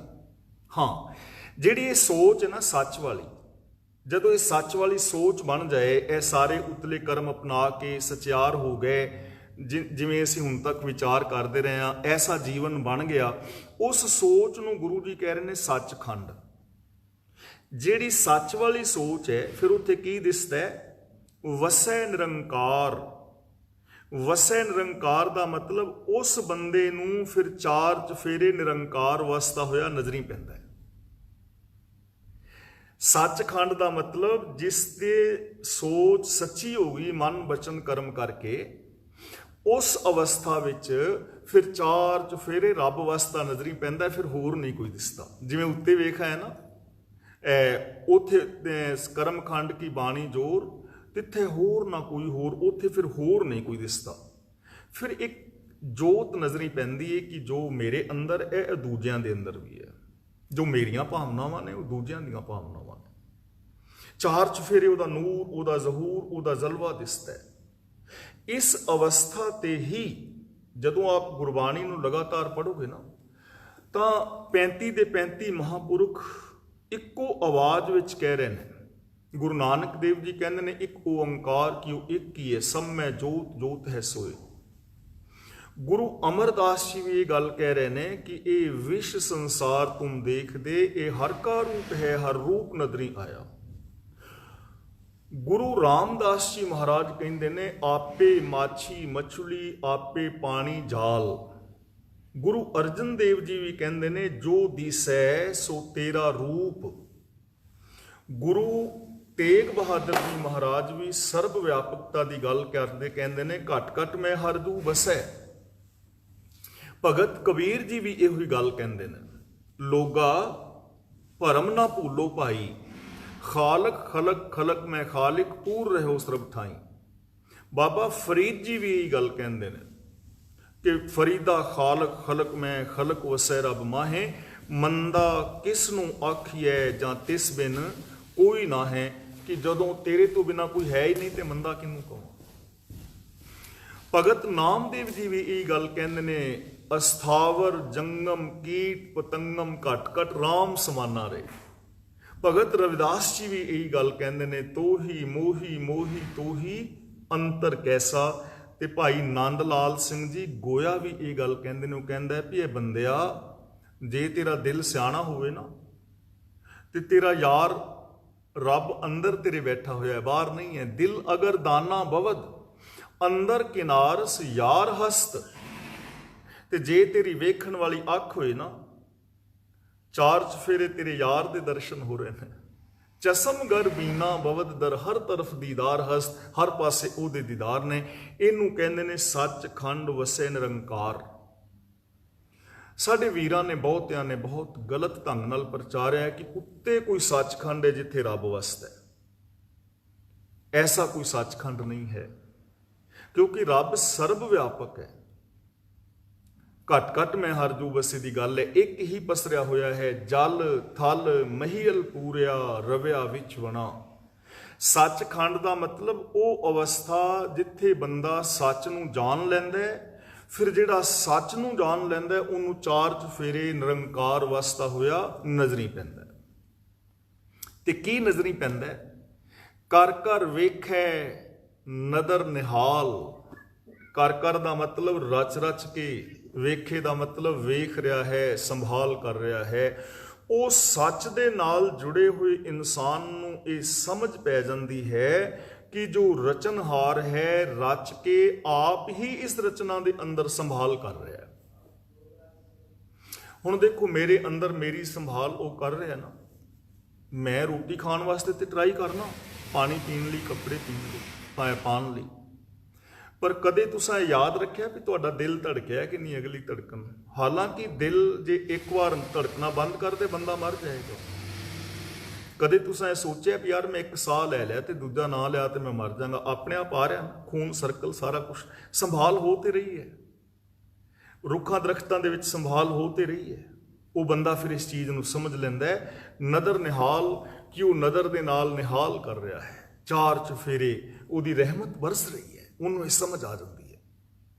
और हकीकत है कदे तुसी वैर विरोध ईर्खा द्वेष हंकार तो रहत हो के बाहर किते कुदरत दे अंदर चले जाओ ते तुसी किसी एक फुल नूं देखोगे ते तुसी ऐन खुशी दे नाल उछल उठोगे। तुहानूं कोयल दी कुहू कुहू मोह लवेगी, विस्माद नाद, विस्माद वेद, विस्माद जी, विस्माद भेद, विस्माद रूप, विस्माद रंग, हर चीज तुहानूं विस्माद विच ले जाएगी।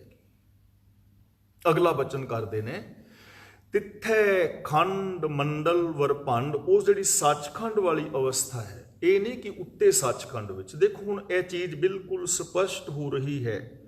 उस अवस्था विच जदों तुहाडे मन की सोच ये बनती है, जदों साडे अंदरों ईर्खा द्वेष खत्म हो के असीं सच दे अंदर समा जांदे हां, अंदर ज्ञान की अवस्था बनती है ते समझ पैंदी है भी तिथे खंड मंडल वरभंड, उत्थे फिर दिसदा है कि अनेकां खंड ने, टुकड़े ने धरती दे, अनेकां मंडल ने, अनेकां ब्रह्मंड ने, कोई एक ब्रह्मंड नहीं, अनंत ब्रह्मंड ने।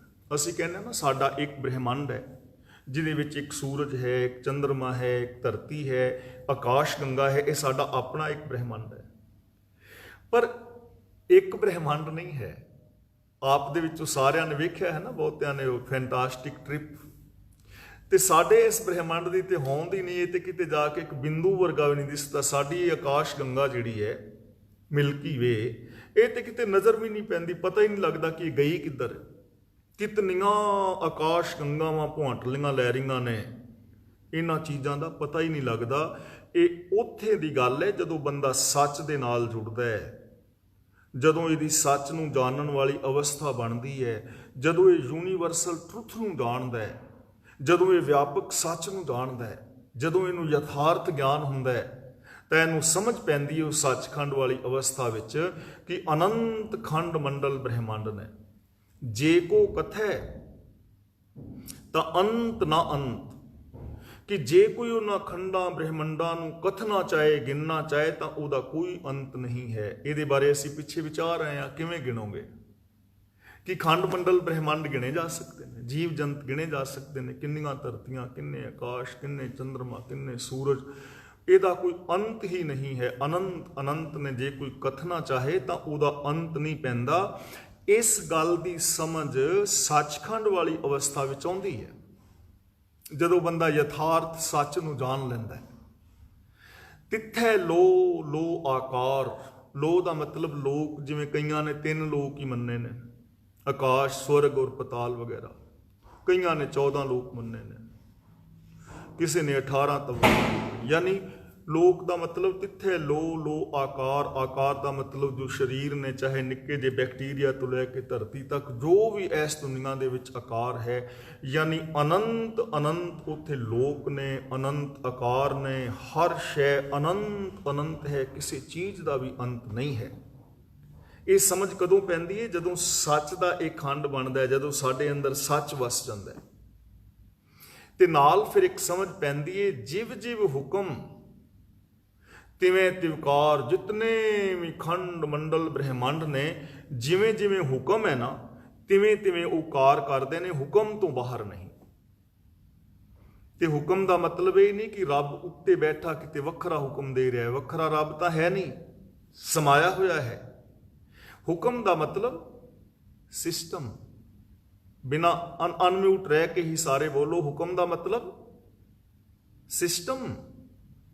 सिस्टम ਉਹ ਸਿਸਟਮ ਦੇ ਅੰਦਰ ਕਾਰ ਕਰ ਰਹੀ ਹੈ ਹਰ ਚੀਜ਼, ਚਾਹੇ ਉਹ ਮੈਂ ਹਾਂ ਜਾਂ ਤੁਸੀਂ ਹੋ, ਚਾਹੇ ਕੋਈ ਨਿੱਕੀ ਜਿਹੀ ਕੀੜੀ ਹੈ ਜਾਂ ਵੱਡੀ ਸਾਰੀ ਧਰਤੀ ਹੈ ਜਾਂ ਇਹ ਪੂਰਾ ਯੂਨੀਵਰਸ ਹੈ। ਇਹ ਸਭ ਕੁਝ ਕਿਸੇ ਸਿਸਟਮ ਦੇ ਅੰਦਰ ਹੈ, ਕਾਇਦੇ ਕਾਨੂੰਨ ਦੇ ਅੰਦਰ ਹੈ, ਨੇਮ ਨੇ ਨੇਚਰ ਦੇ। ਉਹਨੂੰ ਚਾਹੇ ਲਾ ਆਫ ਨੇਚਰ ਕਹੋ ਜਾਂ ਲਾ ਆਫ ਫਿਜ਼ਿਕਸ ਕਹੋ। ਮਤਲਬ ਲਾ ਆਫ ਨੇਚਰ ਦਾ ਮਤਲਬ ਕਿ ਪੂਰੇ ਯੂਨੀਵਰਸ ਦਾ ਜੋ ਨਿਯਮ ਹੈ, ਨਿਯਮਾਵਲੀ ਹੈ, ਉਹਦੇ ਅੰਦਰ ਕੰਮ ਕਰ ਰਿਹਾ। ਇਹ ਚੀਜ਼ ਸਮਝ ਆ ਜਾਂਦੀ ਹੈ। ਵੇਖ ਹੈ, ਵਿਗਸ ਹੈ, ਕਰ ਵਿਚਾਰ। ਬੰਦਾ ਫਿਰ ਇਸ ਚੀਜ਼ ਨੂੰ ਵੇਖਦਾ ਹੈ, ਰੱਬ ਦਾ ਪਿਆਰਾ। ਵਿਗਸ ਹੈ, ਖੁਸ਼ ਹੁੰਦਾ ਹੈ। ਕਰ ਵਿਚਾਰ ਦਾ ਮਤਲਬ ਵਿਚਾਰ ਕਰਦਾ ਹੈ। ਇਹਦੇ ਅਰਥ ਦੋ ਤਰ੍ਹਾਂ ਕੀਤੇ ਨੇ ਵਿਦਵਾਨ ਪੁਰਸ਼ਾਂ ਨੇ ਕਿ ਰੱਬ ਆਪਣੇ ਇਸ ਕੀਤੇ ਹੋਏ ਨੂੰ ਆਪ ਹੀ ਵੇਖਦਾ ਹੈ, ਰਚਦਾ ਹੈ।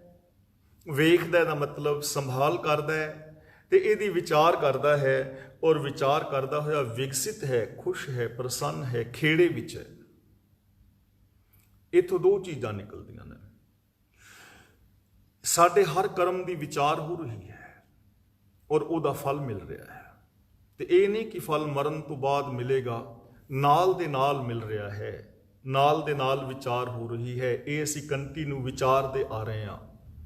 ਜੇ ਕੋਈ ਬੱਚਾ ਠੀਕ ਪੜ੍ਹ ਰਿਹਾ ਹੈ ਤਾਂ ਇਹ ਕੁਦਰਤ ਦਾ ਕਾਨੂੰਨ ਉਹਨੂੰ ਵਿਚਾਰੀ ਜਾ ਰਿਹਾ ਹੈ, ਨਾਲ ਦੇ ਨਾਲ ਉਹਨੂੰ ਫਲ ਮਿਲਦਾ ਹੈ ਕਿ ਉਹ ਚੰਗੇ ਨੰਬਰ ਲੈ ਕੇ ਪਾਸ ਹੋ ਜਾਂਦਾ ਹੈ। ਤੇ ਜੇ ਕੋਈ ਬੱਚਾ ਠੀਕ ਤਰ੍ਹਾਂ ਪੜ੍ਹਾਈ ਨਹੀਂ ਕਰਦਾ ਤਾਂ ਉਹ ਨਾ ਸਮਝੇ ਕਿ ਮੇਰੀ ਵਿਚਾਰ ਨਹੀਂ ਹੋ ਰਹੀ, ਸਿਸਟਮ ਵਿਚਾਰ ਰਿਹਾ ਹੈ, ਉਹ ਫੇਲ ਹੋ ਜਾਂਦਾ ਹੈ। ਜੇ ਅਸੀਂ ਅੰਦਰੇ ਅੰਦਰ ਕਿਸੇ ਨਾਲ ਈਰਖਾ ਕਰਦੇ ਹਾਂ ਤਾਂ ਅਸੀਂ ਮਤ ਸਮਝੀਏ ਕਿ ਸਾਡੀ ਵਿਚਾਰ ਨਹੀਂ ਹੋ ਰਹੀ। ਸਾਡੇ ਅੰਦਰ ਉਹ ਸਿਸਟਮ ਵਿਚਾਰ ਰਿਹਾ ਹੈ। ਸਾਡੀ ਖੁਸ਼ੀ ਉਦੋਂ ਖਤਮ ਹੋ ਜਾਂਦੀ ਹੈ, ਅਸੀਂ ਅੰਦਰੇ ਅੰਦਰ ਸੜੀ ਜਾਂਦੇ ਹਾਂ। ਤੇ ਜਦੋਂ ਅਸੀਂ ਇੱਕ ਦੂਜੇ ਨਾਲ ਪਿਆਰ ਕਰਦੇ ਹਾਂ ਨਾ, ਅੰਦਰ ਪਿਆਰ ਦੀ ਭਾਵਨਾ ਹੁੰਦੀ ਹੈ, ਤਾਂ ਮਤ ਸਮਝੋ ਕਿ ਵਿਚਾਰ ਨਹੀਂ ਹੋ ਰਹੀ, ਅੰਦਰਲਾ ਸਿਸਟਮ ਵਿਚਾਰ ਰਿਹਾ ਹੈ। ਉਦੋਂ ਤੁਸੀਂ ਖੁਸ਼ ਹੁੰਦੇ ਹੋ, ਉਦੋਂ ਤੁਸੀਂ ਪ੍ਰਸੰਨ ਹੁੰਦੇ ਹੋ। ਇਹ ਨਾਲ ਦੇ ਨਾਲ ਸਾਰਾ ਕੁਝ ਹੋਈ ਜਾ ਰਿਹਾ। ਰੱਬ ਇਸ ਕਾਇਨਾਤ ਦੇ ਅੰਦਰ ਸਮਾਇਆ ਹੋਇਆ ਹੈ। ਇਸ ਕਾਇਨਾਤ ਦੀ ਥੋੜੀ ਵਿਚਾਰ ਕਰੋ ਨਿਸਪਕਸ਼ ਹੋ ਕੇ। ਇਹਨੂੰ ਨਿਸਪਕਸ਼ ਹੋ ਕੇ ਵੇਖੋ। ਜਦੋਂ ਨਿਸਪਕਸ਼ ਹੋ ਕੇ ਵਿਚਾਰ ਕਰੋਗੇ, ਨਿਸਪਕਸ਼ ਹੋ ਕੇ ਇਹਨੂੰ ਵੇਖੋਗੇ, ਫਿਰ ਅੰਦਰ ਖੇੜਾ ਆਏਗਾ, ਫਿਰ ਅੰਦਰ ਪ੍ਰਸੰਨਤਾ ਆਏਗੀ। ਫਿਰ ਇੱਥੇ ਗਮੀਆਂ ਦੀ ਕੋਈ ਜਗ੍ਹਾ ਹੀ ਨਹੀਂ ਹੈ, ਇੱਥੇ ਦੁੱਖਾਂ ਦੀ ਕੋਈ ਜਗ੍ਹਾ ਨਹੀਂ ਹੈ। ਹੋਂਦ ਸੁੱਖਾਂ ਦੀ ਹੈ,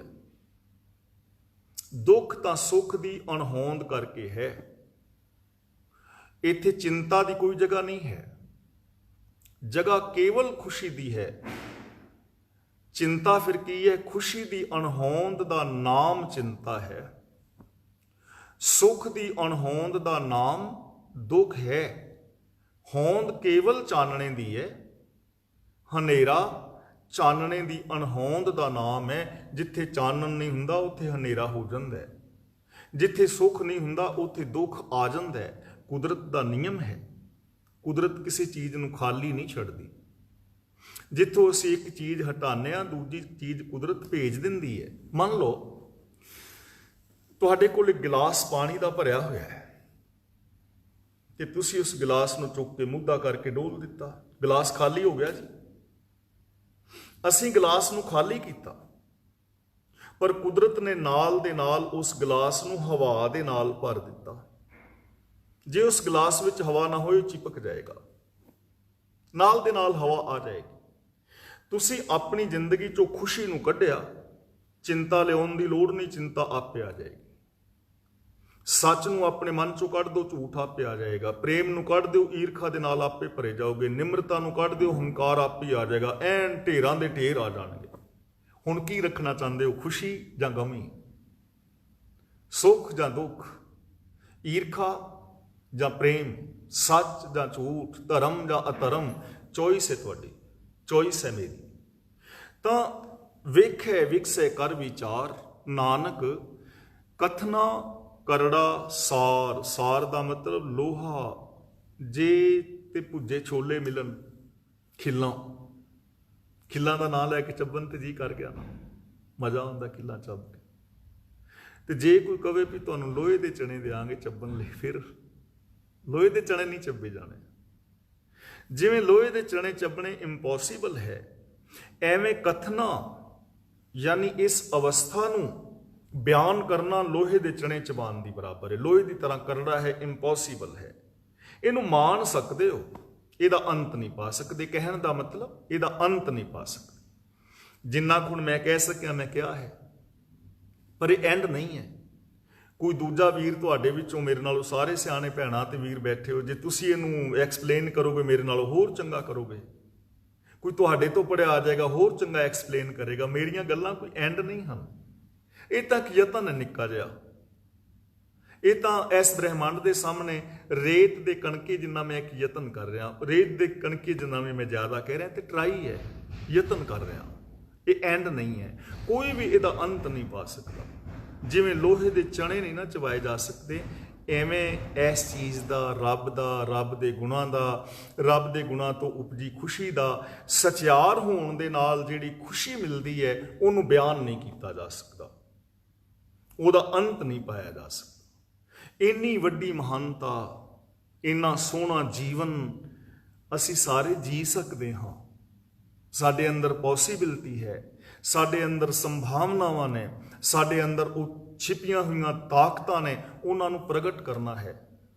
ਸਿਰਫ ਸਾਨੂੰ ਇਹ ਪੜ੍ਹਾ ਦਿੱਤਾ ਗਿਆ ਹੈ ਕਿ ਤੁਸੀਂ ਕੁਝ ਨਹੀਂ ਕਰ ਸਕਦੇ। ਅਸੀਂ ਆਪ ਵੀ ਮੰਨ ਬੈਠੇ ਹਾਂ ਸਾਡੇ ਵਾਸਤੇ ਕੁਝ ਨਹੀਂ, ਸਾਨੂੰ ਨਹੀਂ ਜੀ ਬਾਣੀ ਦੀ ਸਮਝ ਆਉਣੀ, ਆਮ ਬੰਦਾ ਥੋੜ੍ਹੀ ਸਮਝ ਸਕਦਾ ਹੈ। ਅਸੀਂ ਇਹ ਗੱਲਾਂ ਬਾਰ-ਬਾਰ ਕਹਿ ਕੇ ਦੂਰ ਚਲੇ ਗਏ ਹਾਂ। ਦੇਖੋ, ਗੁਰੂ ਜੀ ਨੇ ਕਿਤੇ ਨਹੀਂ ਕਿਹਾ ਕਿ ਤੁਸੀਂ ਇਹ ਨਹੀਂ ਕਰ ਸਕਦੇ। ਗੁਰੂ ਜੀ ਤਾਂ ਕਹਿ ਰਹੇ ਨੇ ਹੁਕਮ ਰਜ਼ਾਈ ਚੱਲਣਾ। ਜੇ ਚੱਲ ਹੀ ਨਾ ਸਕਦੇ ਹੁੰਦੇ ਤਾਂ ਗੁਰੂ ਜੀ ਨੇ ਕਹਿਣੇ ਕਿਉਂ ਸੀ? ਕਰ ਸਕਦੇ ਹੋ, ਖੁਸ਼ੀਆਂ ਮਾਣ ਸਕਦੇ ਹੋ। ਇੰਨੀਆਂ ਖੁਸ਼ੀਆਂ ਨੇ ਕਿ ਉਹਨਾਂ ਦਾ ਅੰਤ ਨਹੀਂ ਪਾਇਆ ਜਾ ਸਕਦਾ। ਇੰਨੇ ਗੁਣ ਨੇ ਤੁਹਾਡੇ ਅੰਦਰ, ਉਹਨਾਂ ਦਾ ਅੰਤ ਨਹੀਂ ਪਾਇਆ ਜਾ ਸਕਦਾ। ਮਾਣ ਸਕਦੇ ਹੋ ਪਰ ਅੰਤ ਨਹੀਂ ਪਾ ਸਕਦੇ। ਇੰਨਾ ਉੱਚਾ ਹੋ ਸਕਦੇ ਹੋ ਜਿਹਦਾ ਕੋਈ ਅੰਤ ਨਹੀਂ ਹੈ। ਤਾਂ ਸਾਨੂੰ ਇਹ ਚੀਜ਼ਾਂ ਕਰਨੀਆਂ ਚਾਹੀਦੀਆਂ ਨੇ। ਬਾਣੀ ਆਪ ਪੜ੍ਹਨੀ ਚਾਹੀਦੀ ਹੈ, ਗੁਰਬਾਣੀ ਦੀ ਵਿਚਾਰ ਕਰਨੀ ਚਾਹੀਦੀ ਹੈ, ਗੁਰਬਾਣੀ ਮੁਤਾਬਕ ਸਾਨੂੰ ਜ਼ਿੰਦਗੀ ਜੀਣੀ ਚਾਹੀਦੀ ਹੈ। ਕਿੰਨਾ ਕੁਛ ਨਵੇਂ ਰਾਜ ਖੁੱਲ੍ਹਣਗੇ, ਕਿੰਨਾ ਕੁਛ ਅਸੀਂ ਗੁਰਮਤ ਤੋਂ ਉਲਟ ਕਰੀ ਜਾ ਰਹੇ ਹਾਂ। ਕਿੰਨੀਆਂ ਸਾਡੇ ਅੰਦਰ ਸਮਰੱਥਾਵਾਂ ਨੇ ਜਿਨ੍ਹਾਂ ਤੋਂ ਅਸੀਂ ਬੇਖਬਰ ਹਾਂ। ਗੁਰੂ ਪਾਤਸ਼ਾਹ ਜੀ ਰਹਿਮਤ ਕਰਨ, ਹਰ ਸਿੱਖ ਵੀਰ ਭੈਣ ਹਰ ਘਰ ਦੇ ਅੰਦਰ ਆਪ ਬਾਣੀ ਪੜ੍ਹੇ, ਗੁਰਬਾਣੀ ਨੂੰ ਵਿਚਾਰੇ। ਇਹਨਾਂ ਰਾਹਾਂ ਤੇ ਅਸੀਂ ਆਪ ਵੀ ਚੱਲੀਏ, ਇੱਕ ਦੂਜੇ ਦਾ ਅਸੀਂ ਸਹਿਯੋਗ ਵੀ ਕਰੀਏ, ਜਿਸ ਕਰਕੇ ਇਹ ਸਾਡਾ ਸੰਸਾਰ ਬੇਗਮ ਪੂਰਾ ਹੋ ਜਾਏ, ਖੁਸ਼ੀਆਂ ਵਾਲਾ ਹੋ ਜਾਏ। ਸਾਡਾ ਆਪਣਾ ਜੀਵਨ, ਸਾਡਾ ਪਰਿਵਾਰਕ ਜੀਵਨ, ਸਾਡਾ ਇਹ ਸਮਾਜ, ਸਾਡਾ ਇਹ ਸੰਸਾਰ ਸਵਰਗ ਬਣ ਜਾਏ। ਇਹ ਸਭ ਕੁਝ ਸਾਡੇ ਹੱਥ ਦੇ ਅੰਦਰ ਹੈ। ਜੇ ਅਸੀਂ ਸਿਸਟਮ ਨੂੰ ਫੋਲੋ ਕਰੀਏ, ਜੇ ਅਸੀਂ ਹੁਕਮ ਰਜ਼ਾਈ ਚੱਲੀਏ, ਤਾਂ ਅਸੀਂ ਸਚਿਆਰ ਹੋ ਸਕਦੇ।